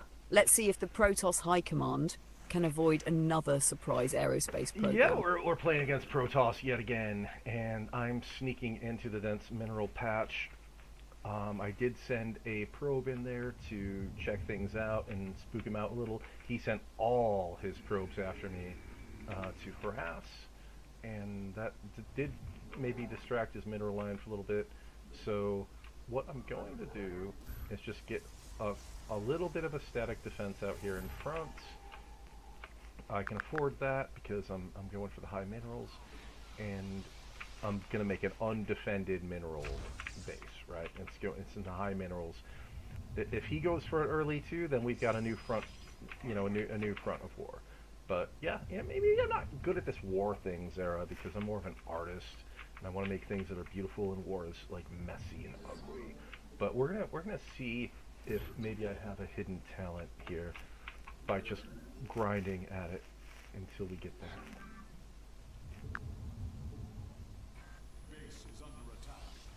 Oh, Meta, I actually smiled at that last part. Open quote, I'm more of an artist, close quote. I think that's true. Listening to you narrate these games, you don't talk like someone who's obsessed with executing a perfect build order. You immediately start telling a story. This is my hidden base. This is the diversion. This is the secret front. What does my opponent think I'm doing? You're composing a little drama more than solving an optimization problem. That's not a weakness, it just means your instincts lean toward creativity over mechanical efficiency. Now, does StarCraft reward cold efficiency? Absolutely. The players at the very top are ruthless economists. They think in production cycles, worker counts, and supply blocks. You, on the other hand, are over there saying, what if I create an entirely new theatre of war? And honestly, that's why these games are entertaining to listen to. As for this opening, I actually don't mind it. Sending the probe to the rich mineral patch isn't just scouting, it creates uncertainty. If he pulls all his probes to chase yours, you've already extracted a tiny economic win by making him stop mining. The question is whether you capitalise on it. If you're taking the rich expansion, I'd want to make sure that little static defence buys enough time for the economy to snowball. Rich mineral bases are amazing, right up until someone remembers they exist. Caster Sarah is watching the opening unfold. Well, you get it right. It's Zara with an X. Okay? Remember, we've been over this. Okay. Ha ha ha, fair enough. You got me. It's Zara with an X. I'll stick with Zara. Now then, Commander Meta, let's see if this rich expansion gambit pays off. You've already caused a little economic disruption by pulling his probes off mining. If your static defense goes up in time, that rich mineral patch can start paying you back quickly. The trick is not getting hypnotized by it. Keep your macro humming at home while he decides whether to contest this new front. And one thing I've noticed from tonight, your instinct is always to ask, what story does my opponent think is happening? That's a surprisingly useful strategic habit. The stronger your mechanics become, the more dangerous those mind games get. Alright, Zara is back in the caster booth. A new battle begins. A probe has already crossed the frontier. The rich mineral fields glisten temptingly in the distance, and somewhere Meta is undoubtedly plotting something that would make a professional coach sigh. Yeah, so this fucker sent an observer to my base, so I dropped down the Twilight Council to think I was going to do, like, some kind of a drop of Dark Templar, but I'm actually going to just meanly mass some Void Rays very shortly. Oh, that's sneaky. He's got an observer over your base, so he's gathering information. Now you're turning that into misinformation. From his perspective, Twilight Council? Okay, blink, charge, DTs. Better keep an eye out. Meanwhile, behind the curtain, 2 Stargates begin humming to life. That's actually a nice little fake. Even if the Twilight Council delays his read by 30 seconds, that's 30 seconds where he may be preparing for the wrong threat. The only thing I'd be careful about is not overcommitting if he also transitions to anti-air. If you scout a bunch of stalkers or your own observer sees multiple Stargates on his side, be ready to pivot instead of insisting on void rays. Castazara is leaning over the holotable. Protoss intelligence reports a Twilight Council. The analysts confidently predict Dark Templar, unaware that the Admiralty has quietly approved a completely different weapons program. That's one of my favourite parts of PvP, because both sides have access to the same tech tree. There's so much room for feints. Sometimes a single building is less about what it does and more about the story it tells your opponent. He's got robotics facility, so probably going to do some... trying to go probably Colossus or something, right? So just go ahead and get these void rays going.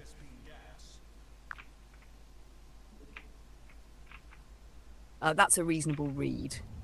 A robotics facility in PvP often means your opponent wants one of a few things: observers for scouting and detection, immortals if they're expecting gateway pressure, or eventually Colossi if the game goes long enough. If you're seeing Robo first and not a bunch of Stargates, then a void ray transition can definitely hit before he's fully prepared for it. Just keep scouting. If you suddenly spot a second Robo or a robotics bay going down, then your read about Colossi gets stronger. If instead you see him adding a pile of stalkers, he's probably sniffed out the air transition. Castazara is watching the replay monitor. The enemy robotics facility has been identified. High Command predicts heavy ground technology. Meanwhile, the Stargates spin up in silence. Will the skies belong to Meta, or will this become another glorious episode of I Swear He Couldn't Afford That? I'm pulling for the fake out this time.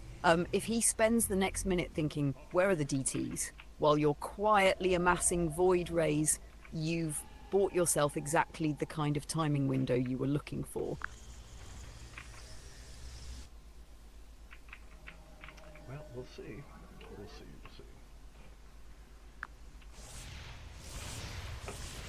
That Star... He's got another base. He's got a third base. Mr. President, there's been a third base. I'm going to go down here then and put my other base on the dense mineral patch. If he gets one or the other, it won't matter, because I'll have one or the other, right?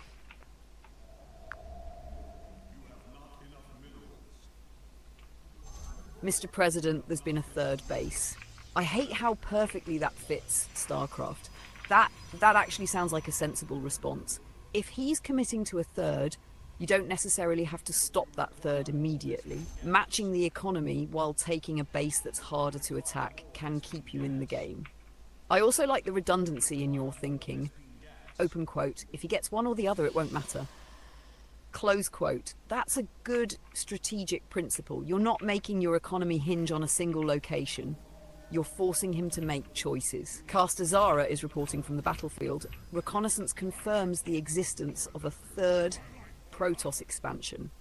Meta responds not with panic, but with decentralization. The Protoss economy has adopted a distributed architecture. Just one thing to keep an eye on. Rich mineral bases are fantastic, but they can also become giant neon signs that say, "Attack me." If your void rays are about to come online, you may actually have the mobility to defend whichever base he chooses to pressure. I'm curious now, which player is actually ahead in workers? Sometimes these weird games feel desperate, but both players are sitting on roughly the same economy. Other times, one player quietly has 20 more probes, and that's the hidden story of the match. Well, I'm using my excess minerals to build a meat army, so that may prove either the distraction or get me through. We'll see. Can you all shut up in the group chat? Oh my god, I'm gonna mute that tab. Muting it. Alright.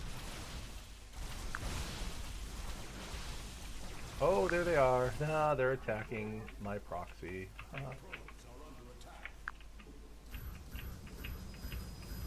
Can you all shut up in the group chat?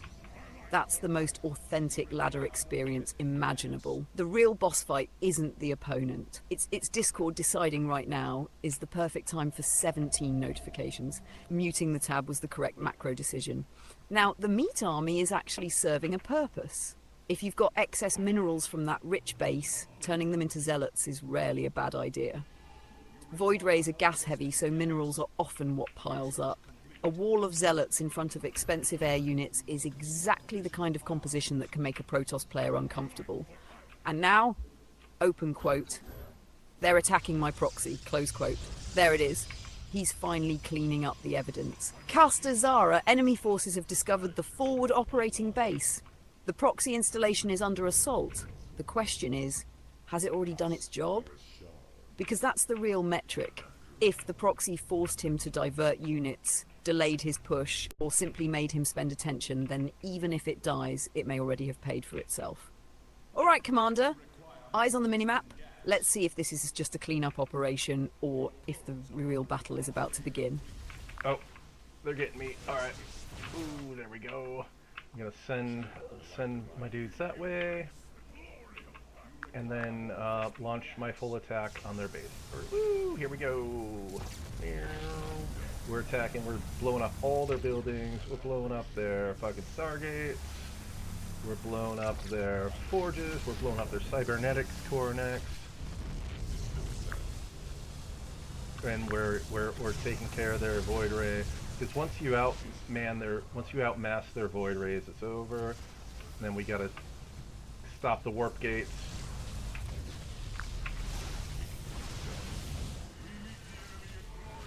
Go. Go, go. This is the timing window you were waiting for. Don't chase the army if you don't have to. If you're already in his base, make him pay. Priority targets? Stargates first. Absolutely. Then cybernetics core or any production you can deny. Warp gates are huge because every one you destroy is fewer units reinforcing the fight. If his void rays are isolated and you can overwhelm them with numbers, that's perfect. Void rays are terrifying until they suddenly aren't. Once they lose the critical mass, they melt surprisingly quickly. Castor Zara is on her feet. The Protoss Armada has breached the perimeter. Stargates are burning! The forge has been reduced to molten scrap. Cybernetics core is under heavy fire. Meta isn't in multiple dimensions right now, though. I can't let my fucking Zealot army be slack. Oh, they left! It looks like I won. Woo!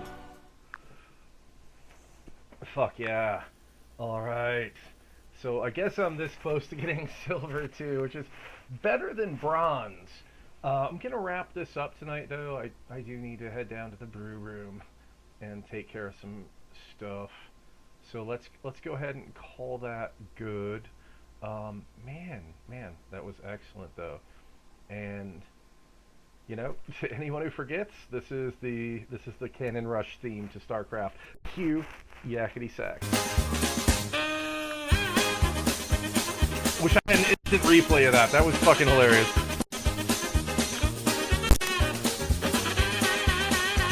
Yeah! GG! The surrender right as you're multitasking the attack is always so satisfying. I love the line, open quote, I gotta think in multiple dimensions right now. Close quote.